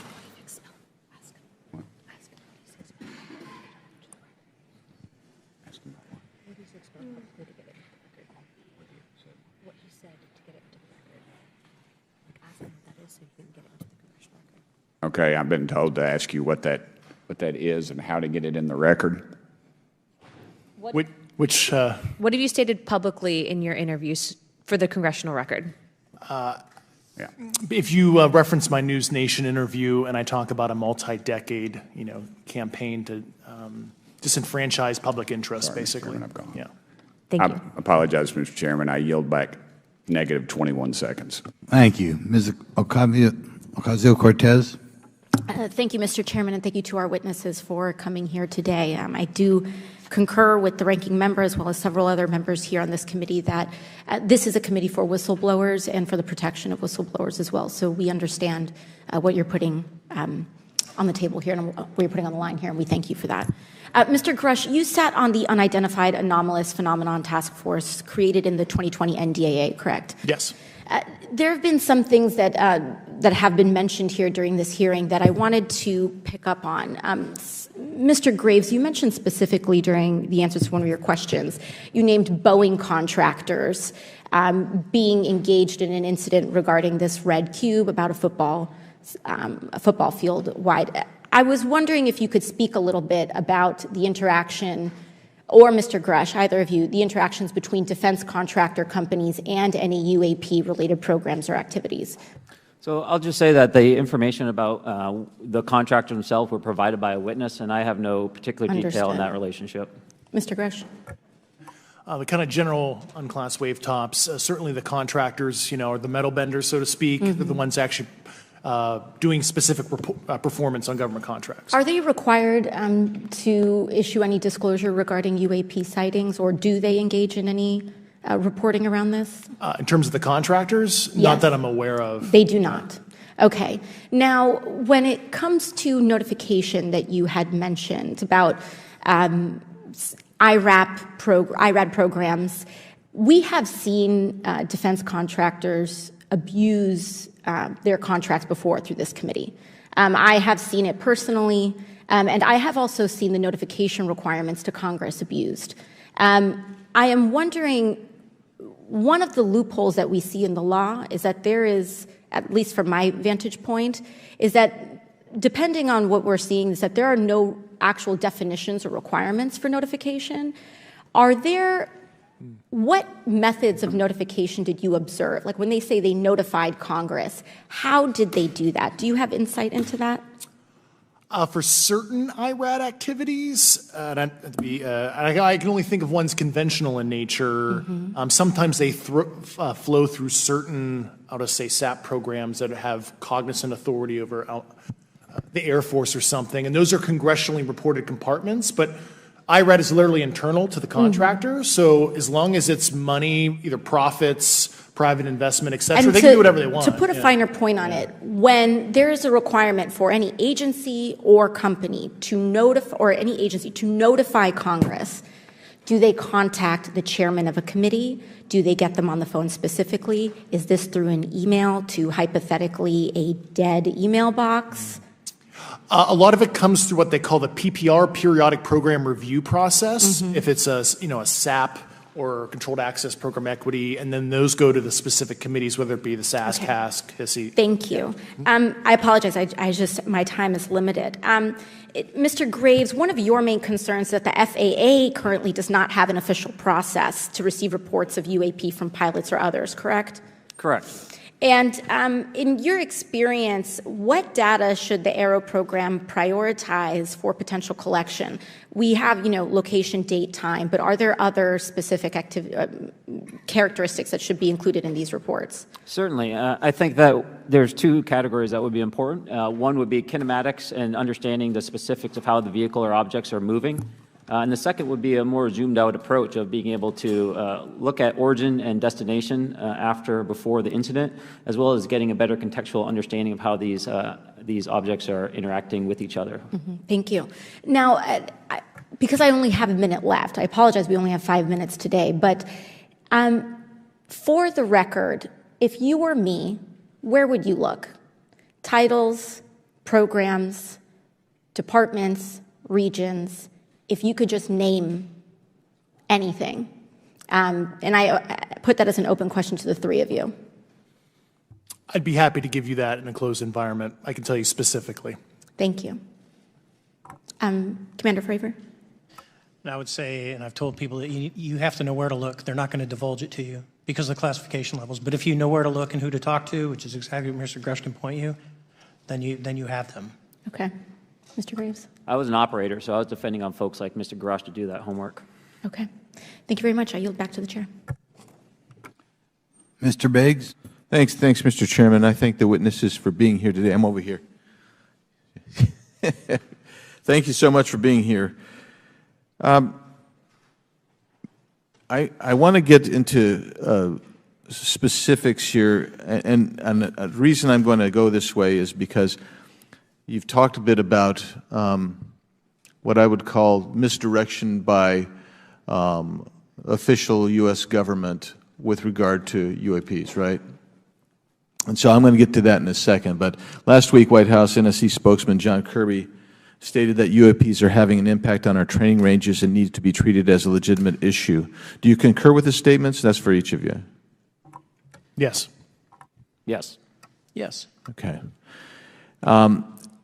Now, having said that, I'm going to take you to specific instances around the Phoenix Valley, because that's where I live. In '97, we had the famous Phoenix Light case. I don't know if any of you are familiar with that. There were two things that went along with that, and the explanation was military training range off Luke and the Barry Goldwater Range. Do you know anything different other than the official explanation of those lights? Only what's in the public vernacular about it. That was outside the scope of my duties. And if we wanted to, just my question along with my colleague from New York, Ms. Ocasio-Cortez, if we wanted to find out more about that, where would we go to find the files, and who would we address? And are you going to tell me we need to go to a SCIF so you can tell us in a SCIF? I could potentially give you a vector on that. That specific case, I'm familiar with it in terms of public, but I give you a vector in a closed environment, yeah. That would be good, thank you. So if it's true that UAPs are having an impact on training ranges, and this administration considers it to be a legitimate issue, what steps can Congress take to address training range impacts? And I say that having two very large training ranges in my state. And so we'll start with Mr. Graves and going down the panel. Some of the initial procedures have been implemented, such as within the United States Navy, that have a range failure report that gathers information from pilots. I understand that a service-wide reporting mechanism is still pending. However, that would be a great next step, not only for gathering information, but for showing the troops that it is an acceptable topic and reducing the stigma. Okay, please, all of you continue. Yeah, as a recipient of a lot of those training range reports, sometimes we only get contextual kind of oral reporting. It'd be nice if they attached all sensor data and there's a system in place that can handle multiple classifications of data. And that's an issue with the F-35, right? That jet was never built to be an ISR platform. And it's a pain in the, we'll just say, butt to get that data off. So, yeah. Great. Thank you. Yeah, I would agree with the previous two, being a user of those training ranges. That the data has to be out there. You have to acknowledge that you're seeing them, and then you have to collect the data. Right now, you get the report, someone says, I saw something, but no one collects the radar data to back it up and do research. Okay. Do you believe that the 2019 classification guidelines for UAPs interferes with the federal government's ability to be transparent with the American people? And do you think we need to be more transparent with the American people? All of you, yeah. I'll say yes to that. Yeah, I'm familiar with at least the UAP Task Force 2019 Security Classification Guide. I think it's fair. I did actually help author that with the. You got a bias that way then. But I will say, I'll call it a lazy attitude about declassifying videos. I mean, I've seen some of the videos of the recent shoot down, and I saw no reason that couldn't have been released as long as they mask some data. The American people deserve to see that imagery and full motion video. I would think, well, in my opinion, I will say things are overclassified.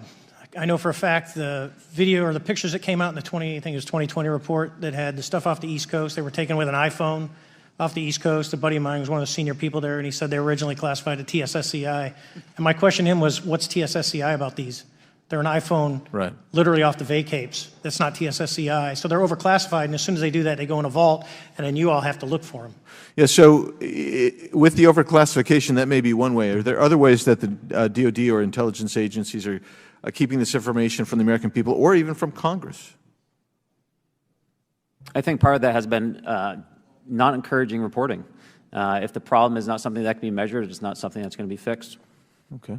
Very good. Well, I'm out of time, and I thank you, Mr. Chairman, and I yield back. First of all, without objection, Representative Nick Langworthy of New York has waived on the subcommittee for purpose of questioning witnesses at today's subcommittee hearing. And then we go to Mr. Burleson. Thank you, Mr. Chairman. Appreciate you guys coming out today, testifying. Look, I've been here for 6 months, and I'm pretty skeptical. I don't trust anything in this town. And so I think that's because I'm from Missouri. You've got to show me, right? With that being said, there's been a lot of things that have been said in the public, Mr. Grusch, and so I want to get down to, if we can, some specifics, right? So at one point you had said that there has been harmful activity or aggressive activity.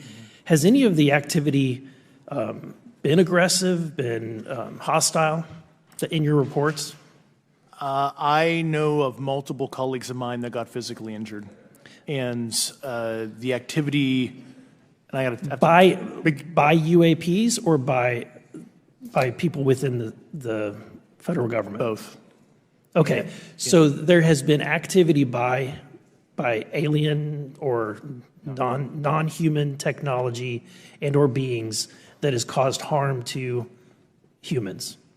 I can't get into the specifics in an open environment, but at least the activity that I personally witnessed, and I have to be very careful here because they tell you never to acknowledge tradecraft, right? So what I personally witnessed, myself and my wife, was very disturbing. Okay. One of my constituents actually sent this next question, and I figured I'd ask it since I had the same thought. You've said that the U.S. has intact spacecraft.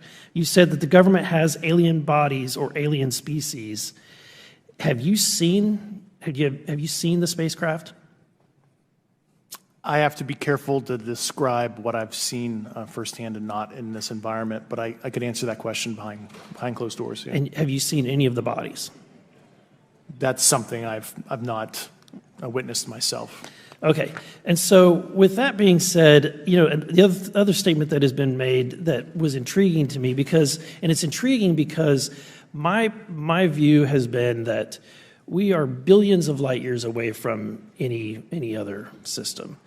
And the concept that an alien species that's technologically advanced enough to travel billions of light years gets here and somehow is incompetent enough to not survive Earth or crashes is something that I find a little bit far-fetched.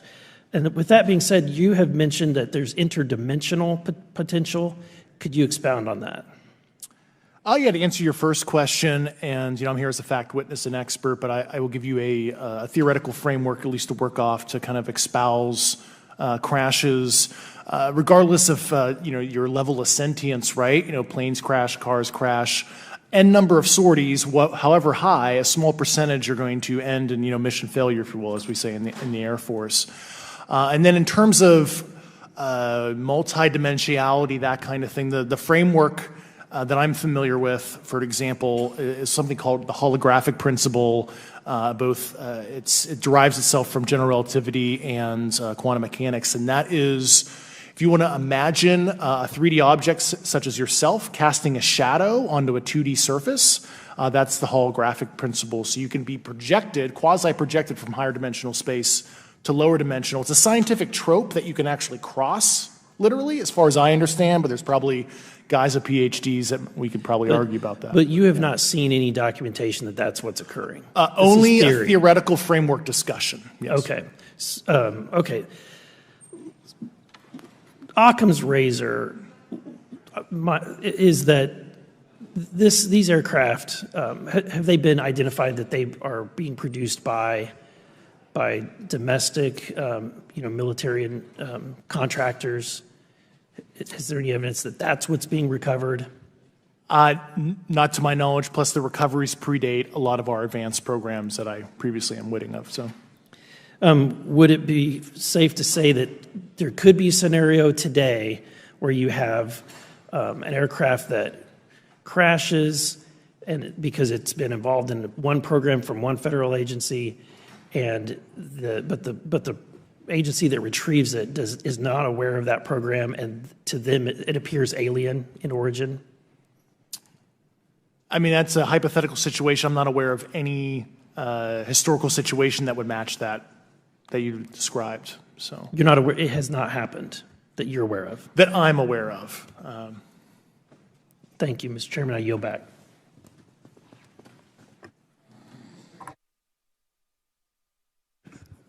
Several months ago, my office received a protected disclosure from Eglin Air Force Base indicating that there was a UAP incident that required my attention. I sought a briefing regarding that episode and brought with me Congressman Burchett and Congresswoman Luna. We asked to see any of the evidence that had been taken by flight crew in this endeavor and to observe any radar signature as well as to meet with the flight crew. We were not afforded access to all of the flight crew. And initially, we were not afforded access to images and to radar. Thereafter, we had a bit of a discussion about how authorities flow in the United States of America, and we did see the image. And we did meet with one member of the flight crew who took the image. The image was of something that I am not able to attach to any human capability, either from the United States or from any of our adversaries. And I'm somewhat informed on the matter, having served on the Armed Services Committee for 7 years, having served on the committee that oversees DARPA and advanced technologies for several years. When we spoke with the flight crew, and when he showed us the photo that he'd taken, I asked why the video wasn't engaged, why we didn't have a FLIR system that worked. Here's what he said. They were out on a test mission that day over the Gulf of Mexico. And when you're on a test mission, you're supposed to have clear airspace. Not supposed to be anything that shows up.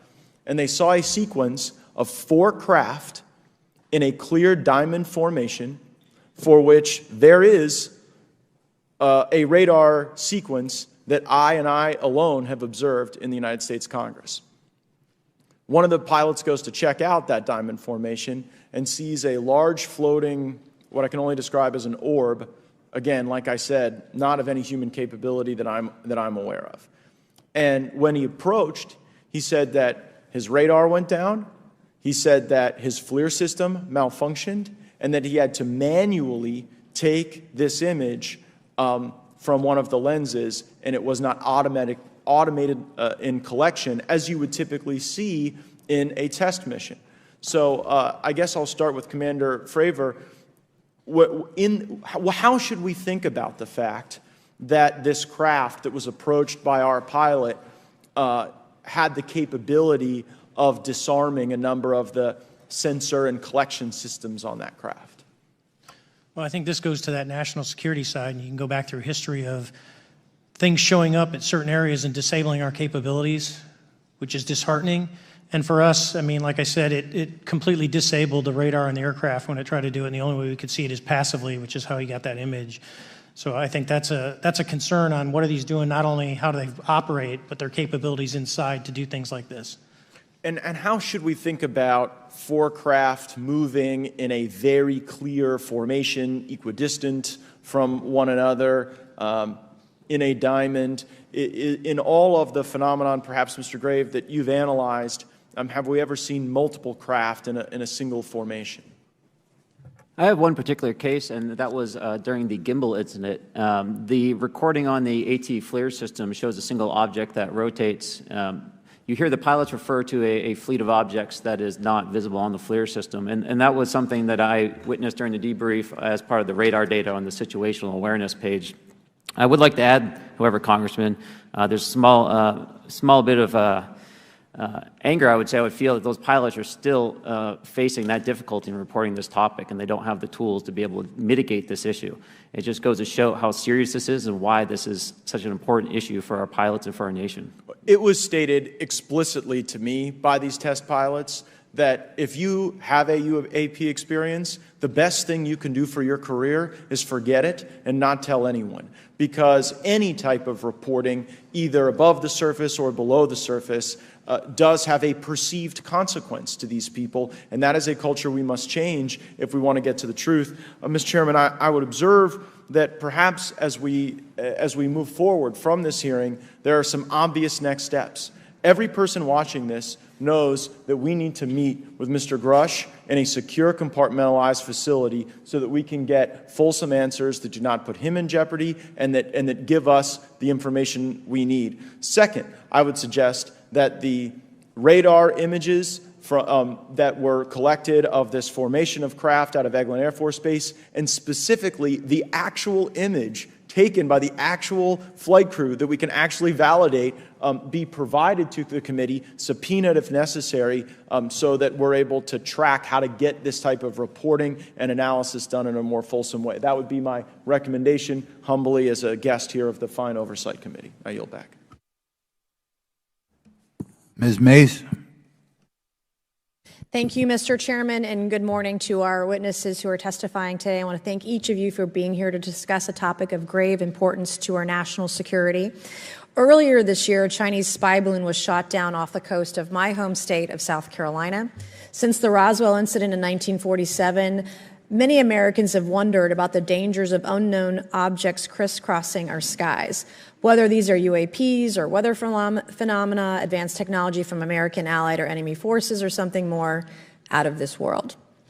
So my first question, I have several questions, and if we can just be quick on these first two, I'm going to ask each of you the same question, and then I'll get to each of you individually. The first one, when you reported your experiences with a UAP, did any of you face any repercussions with your superiors, yes or no? No. No. I've actually never seen anything personally, believe it or not. So. All right. And then do you believe there's an active disinformation campaign within our government to deny existence of UAPs, yes or no? I don't have an answer to that. As previously stated publicly, yes. I think previously with like Project Blue Book, yes, but currently I don't speak for the United States government. Okay, thank you. I have a few questions for Mr. Graves. What percentage of UAP sightings, in your belief, go unreported by our pilots? This is an approximation based off of my personal experience speaking with a number of pilots, but I would estimate we're somewhere near 5% reporting, perhaps. So like 95% basically don't report seeing UAPs? That's just my personal estimate. In the incident off Virginia Beach, do you believe the Navy took the danger to your aircraft seriously after it was reported? Absolutely. A few questions for Mr. Fravor. As an expert naval aviator, have you ever seen an object that looked and moved like the Tic Tac UAP? No. Did the Tic Tac UAP move in such a way that defied the laws of physics? The way we understand them, yes. Many dismiss UAP reports as classified weapons testing by our own government, but in your experience as a pilot, does our government typically test advanced weapon systems right next to multi-million-dollar jets without informing our pilots? No, we have test ranges for that. It took over 15 years for your encounter with the Tic Tac to be declassified. Do you feel there was a good reason to prevent lawmakers from having access to this footage? No, I just think it was ignored when it happened, and it just sat somewhere in a file. Never got reported. in a drawer. It happens a lot up here. Shocker. Mr. Grusch, a couple of questions for you too, sir, this morning. What percentage of UAPs do you feel are adequately investigated by the U.S. government, of the 5% that are reported? I can only speak for my personal leadership over at NGA. I tried to look at every report that came through that I could triage. So, do you believe that officials at the highest levels of our national security apparatus have unlawfully withheld information from Congress and subverted our oversight authority? There are certain elected leaders that had more information that I'm not sure what they've shared with certain Gang of Eight members or et cetera, but certainly I would not be surprised. Okay. You've stated that the government is in possession of potentially non-human spacecraft. Based on your experience and extensive conversations with experts, do you believe our government has made contact with intelligent extraterrestrials? Something I can't discuss in public setting. Okay, I can't ask when you think this occurred. If you believe we have crashed craft, stated earlier, do we have the bodies of the pilots who piloted this craft? As I've stated publicly already in my News Nation interview, biologics came with some of these recoveries. Yeah. Were they, I guess, human or non-human biologics? Non-human, and that was the assessment of people with direct knowledge on the program I talked to that are currently still on the program. And was this documentary evidence, this video, photos, eyewitness? Like, how would that be determined? The specific documentation I would have to talk to you in a skiff about. Gotcha. Yeah. Okay. So, and you may or may not be able to answer my last question, and maybe we get into a skiff at the next hearing that we have, but who in the government, either what agency, sub-agency, what contractors, who should be called into the next hearing about UAPs, either in a public setting or even in a private setting? And you probably can't name names, but what agencies or organizations, contractors, et cetera, do we need to call in to get these questions answered, whether it's about funding, what programs are happening, and what's out there? I can give you a specific cooperative and hostile witness list of specific individuals that were in those. And how soon can we get that list? I'm happy to provide that to you after the hearing. Super. Thank you. And I yield back. Okay, now we have Mr. Langworthy. Is he here? Okay. Thank you very much. I'd like to thank all of the witnesses for being here today to discuss this very unique topic. And I'd like to jump right into my questions, if you don't mind. Commander Fravor, can you briefly describe your background? Yeah, I was an enlisted Marine, Naval Academy graduate, Navy, flew for 18 years, got a master's from University of Houston, and I've worked in the private sector for the last, 16 years, 17 years. I do a lot of defense work. So. Really gold-plated credentials. Commander Fravor, we have all seen the floating Tic Tac video that you engaged with on November 14th, 2004. Can you briefly talk about why you were off the coast of San Diego that day? Yeah, we were at a workup with all the battle groups, so we integrate the ships with the carrier, the air wing with the carrier, and we start working. So we were doing an air-to-air defense to hone not only our skills, but those of the USS Princeton when they had been tracking them for 2 weeks. The problem was that there was never manned aircraft airborne when they were tracking them, and this was the first day, and unfortunately, we were the ones airborne and went and saw it. Do you remember the weather that day? Was it cloudy or windy or anything out of the ordinary on the Pacific coast? It was actually, if you're familiar with San Diego, it was a perfect day, light winds, no white caps, clear skies, not a cloud. It was, for flying, it was the best. Now, is it true that you saw, in your words, a 40-foot flying Tic Tac-shaped object? That's correct. Or for some people that can't know what a Tic Tac is, it's a giant flying propane tank. Fair enough. Did this object come up on radar or interfere with your radar or the USS Princeton? The Princeton tracked it, the Nimitz tracked it, the E-2 tracked it. We never saw it on our radars. Our fire control radars never picked it up. The other airplane that took the video did get it on a radar. As soon as it tried to lock it, it jammed the radar, spit the lock, and he rapidly switched over to the targeting pod, which you can do in the F-18. From what you saw that day and what you've seen on video, did you see any source of propulsion from the flying object, including on any potential thermal scans from your aircraft? No, there's none. There's no IR plume coming out, and Chad, who took the video, went through all the EO, which is black and white TV, and the IR modes, and there's no visible signs of propulsion. It's just sitting in space at 20,000 feet. In your career, have you ever seen a propulsion system that creates no thermal exhaust? No. Can you describe how the aircraft maneuvered? Abruptly, very determinate. It knew exactly what it was doing. It was aware of our presence, and it had acceleration rates. I mean, it went from 0 to matching our speed in no time at all. Now, if the fastest plane on Earth was trying to do these maneuvers that you saw, would it be capable of doing that? No, not even close. And just to confirm, this object had no wings, correct? No wings. Now, was the aircraft that you were flying, was it armed? No, never felt threatened at all. If the aircraft was armed, do you believe that your aircraft or any aircraft in possession of the United States could have shot the Tic Tac down? I'd say no. Just on the performance, it would have just left in a split second. It looks like that we have a problem here that needs further investigation. Yes.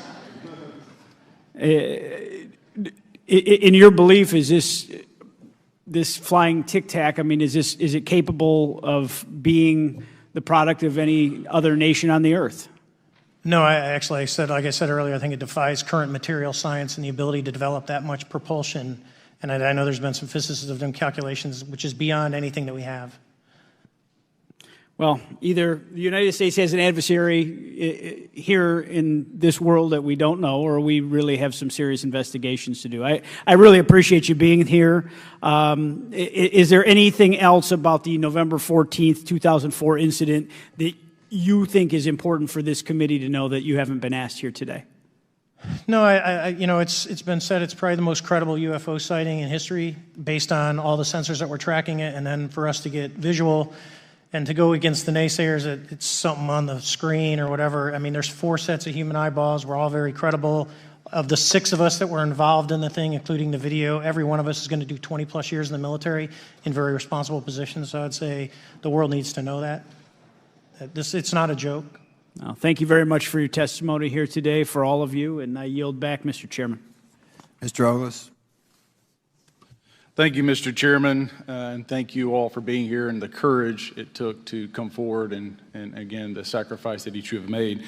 I serve on the National Security Subcommittee for the Financial Services Committee, so I really want to stay in the national security lane, if I may.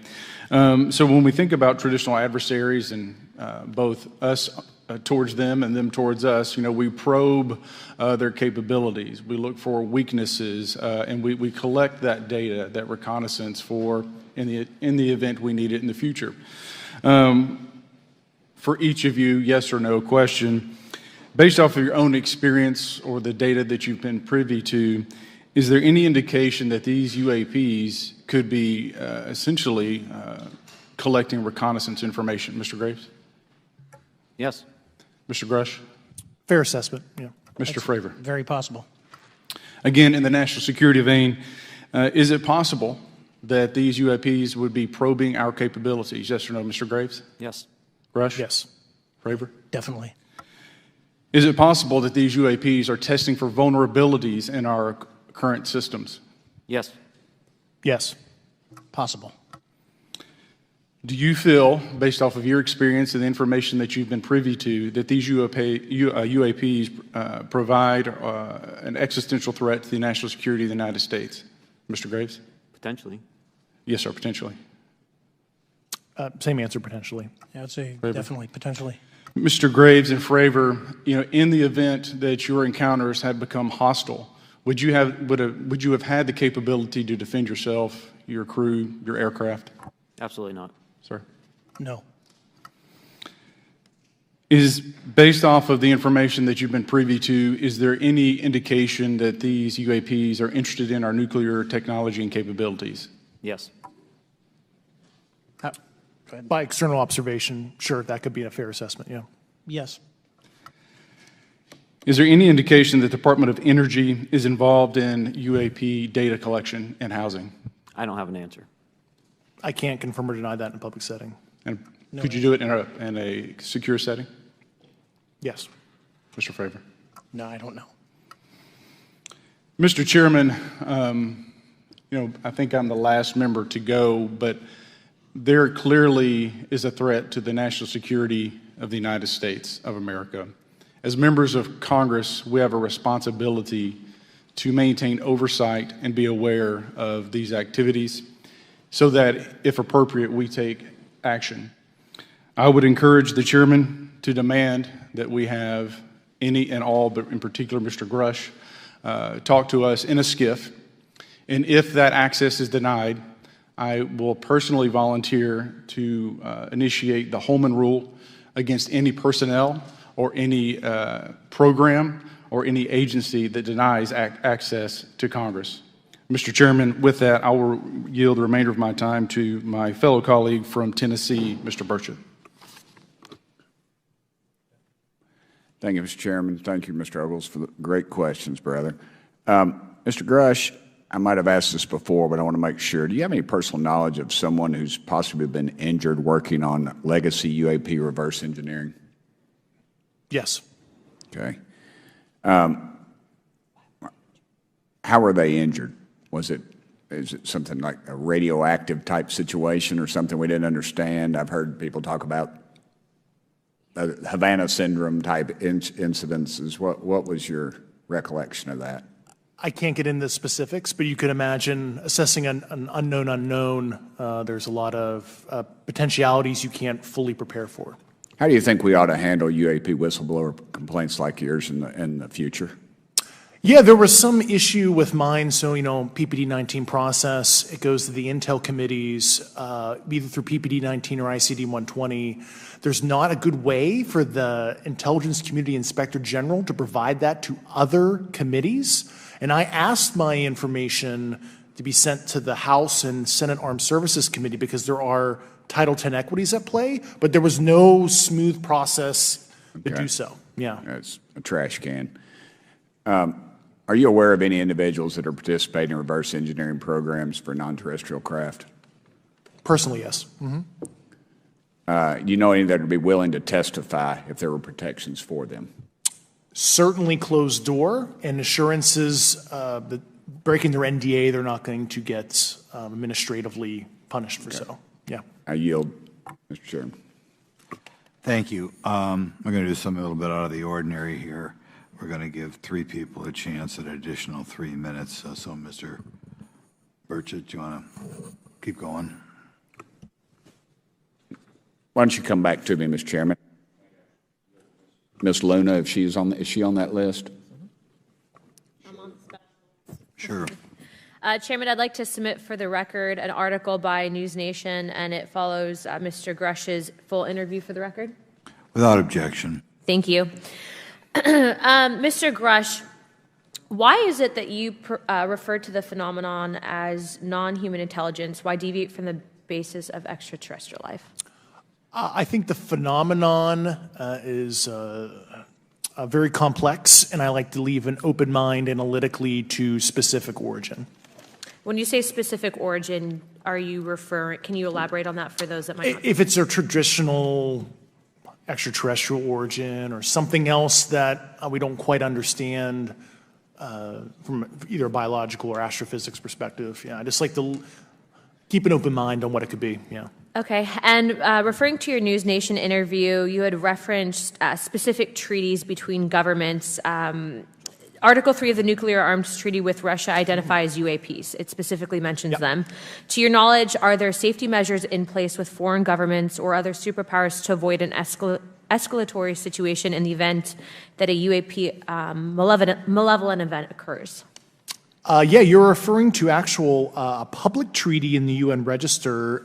It's funny you mentioned that. The Agreement on Measures to Reduce the Risk of Outbreak of Nuclear War signed in 1971. Unclassified treaty, publicly available.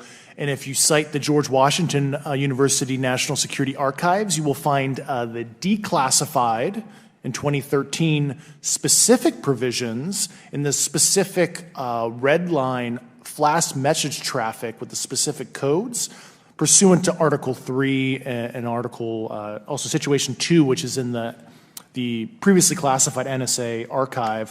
What I would recommend, and I tried to get access, but I got a wall of silence at the White House, was those specific incidents when those message traffic was used. I think some scholarship on that would open the door to a further investigation using those publicly available information. Thank you. And then my last question with 51 seconds remaining. You mentioned white-collar crimes potentially being taking place in regards to a cover-up. Can you please elaborate? I have concerns based on the interviews I conducted under my official duties of potential violations of the federal acquisition regulations, the FAR. Thank you very much, Chairman. I yield the remainder of my time. Okay, we'll go to Mr. Raskin for 3 minutes. Thanks, Mr. Chair, and I thank the witnesses for their endurance and service today. Mr. Fravor, you've described your episode in detail now, and you call it the most credible UFO sighting in history. But I wonder, was this the first time that you encountered a UFO or a UAP in 2004? Yes. And what was your general attitude or perspective on the UFO discussion before that happened? I never felt that we were alone with all the planets out there, but I wasn't a UFO person. I wasn't watching History Channel and MUFON and all that. And have you had experiences or encounters since that happened? No. And so have you formed any general conclusions about what you think you experienced then? Yes. I think what we experienced was, like I said, well beyond the material science and the capabilities that we had at the time, that we have currently, or that we're going to have in the next 10 to 20 years. Very good. Mr. Grusch, you've been able to answer in great detail on certain questions, and then other things you say you're not able to respond to. Can you just explain where you're drawing the line and what's the basis for that? Yeah, based on my DOPSR security review and what they've determined that is unclassified. I see. So you're answering any questions that just call upon your knowledge of unclassified questions, but anything that relates to classified matters you're not commenting on in this context. In an open session, but happy to participate in a closed session at the right level, yeah. Okay. And Mr. Graves, you've said that there are dozens of fellow pilots, military pilots. Are there also commercial pilots who've encountered the same kind of sightings that you described before? They are similar. Commercial pilots have less range and less sensors to be able to reach out and look for objects over wide swaths of airspace. And so pilots are seeing them, commercial pilots are seeing them, and they're typically closer, and the range of what they're seeing is pretty large. What is the most vivid, concrete sighting with the naked eye of the objects that you described before, the cube-like objects? Certainly. I think the most vivid sighting of that would have been near midair that we had at the entrance to our working area. One of these objects was completely stationary at the exact entrance to our working areas, not only geographically but also at altitude. So it was right where all the jets are going, essentially on the eastern seaboard. The two aircraft flew within about 50 feet of the object, and that was a very close visual sighting. And you were in one of the aircraft? I was not. I was there when the pilot landed. He canceled the mission after, and I was there. He was in the ready room with all his gear on, with his mouth open, and I asked him what the problem was, and he said he almost hit one of those darn things. He said he was 50 feet away from it? Yes, sir. And his description of the object was consistent with the description you gave us before? A dark gray or a black cube inside of a clear sphere. Inside of a clear sphere? Yes. And with no self-evident propulsion system? No wings, no IR energy coming off of the vehicle, nothing tethering it to the ground. And that was primarily what we were experiencing out there. I'm over time. Thank you very much for your service, and I yield back to Mr. Chairman. Very good. Mr. Burchett. Thank you, Mr. Chairman. This is for all three of y'all, starting with Mr. Graves. Why did you come forward on this issue? I came forward because I felt that my colleagues did not have a way to mitigate this safety threat, and I wanted to help them. I was trained as an aviation safety officer by the Navy, and this seemed, it just felt right. I felt like I had to help the folks that were still flying and dealing with this. Mr. Grusch. Purely a sense of duty. I first swore an oath when I was a cadet 18 years ago, and I still uphold that even out of the uniform. Commander. I was pestered by a friend, and I asked why, and he said, "You're the one person that they can't discredit, and you'll add credibility to the New York Times article." And so after about 6 times, I said, "Okay." Honest. Yeah. This town isn't made, unfortunately, by people like y'all. We thank y'all. And I do want to also thank the people in the audience and the people that are watching this that can't be, people all over the world that have kept this issue alive. You've endured criticism and derogatory remarks, and we're trying to get to the bottom of it. And so God bless y'all. Thank y'all so much. We really appreciate you guys and gals.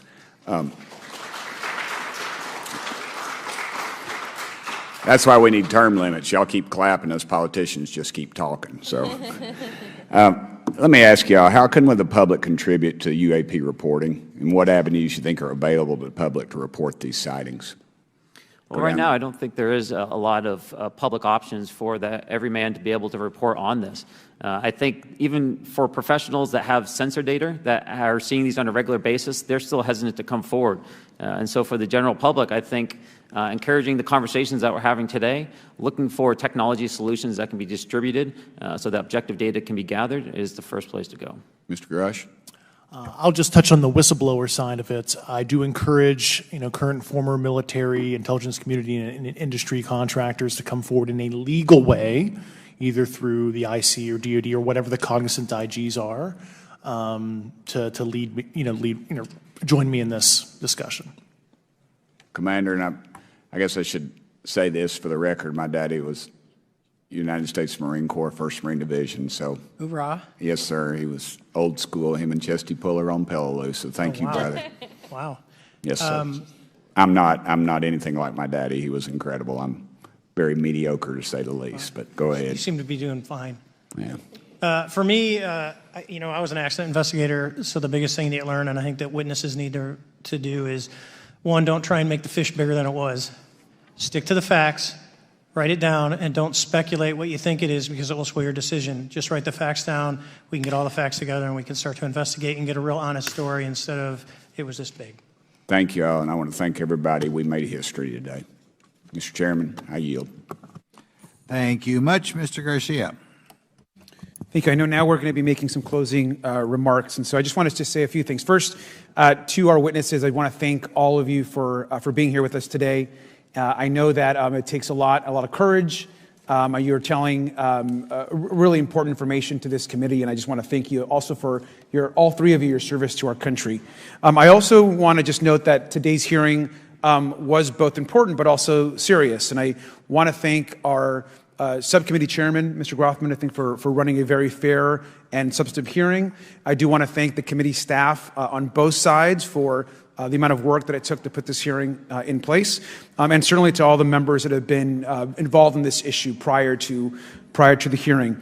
I also want to note for our witnesses and for the public that I'm a freshman member of Congress, and I've only been here for 7 months, but this is by far the most bipartisan conversation and discussion that I have seen happen in the Congress. And I think that a topic of this significance as it relates to our national security, as it relates to information that we're trying to gather for the American public, does bring people together, and I think that's been really great to see.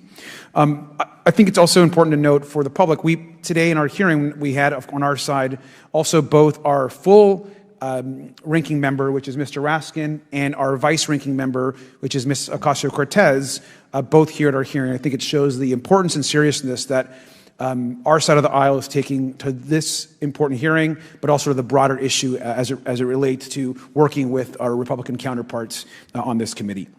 I want to additionally add that I think it's really important that we have and continue these discussions and these hearings. Clearly, there's a lot of information that we don't know, But it's also very clear that we have to continue our investigation and accountability on asking the right questions and ensuring that they're part of the public record. One thing that was important today is some folks might wonder, why are we asking questions that might already be out there or that have been asked before? It's important that they're asked and put into the public record as it relates to this committee. And so I want to thank you for, answering some questions multiple times. I know, not just in maybe meetings you had with some members, but also here in the public. Let me also just add an additional note that it's important also that our friends in the media and those that are not just reporting on this hearing, but that have reported on this topic and that may in the future, the media has an important role in this process. And it's very important that the media engages, does independent investigation, and reports on not just what happened today, but what they see independently as what is happening around UAPs in the broader community. That is also an important public benefit that we have in trying to get the information and the facts as it relates to this. Let me also just say finally that as a teacher and an educator and a longtime teacher and researcher, that I also really believe in following facts, in doing your homework, and in making sure that you follow science as we try to get as much information as possible. And so I want to thank you all for agreeing to do that today. Transparency is a cornerstone of government. We live in a vast galaxy, a lot of unanswered questions, and thank you all for being here today. Mr. Chairman. Thank you. I'd like to one more time thank Mr. Burchett and Ms. Luna for bringing this to our attention. It's a topic that has interested me since I was in school. It was a very illuminating hearing. Obviously, I think several of us are going to look forward to getting some answers in a more confidential setting. I assume some legislation will come out of this. Sure. I apologize, Mr. Chairman. I need to compliment the folks in my office that did a lot of the work on this. Rachel and Noah sitting behind me here. They're very quiet and humble, but if without them, this thing would not have come off like it did, so I apologize. Thank you. I think we're going to want to look into what we can do to make more of this information public. I think there's certainly a time period after which it should always be made public, and people have been concerned about these issues, like I said, since I was in high school. But in any event, I'd like to thank everybody who was here, sticking through the entire hearing. Without objection, the members will have 5 legislative days to submit materials and to submit additional written questions for the witnesses, which will be forwarded to the witnesses for their response. If there's no further business, without objection, the subcommittee stands adjourned.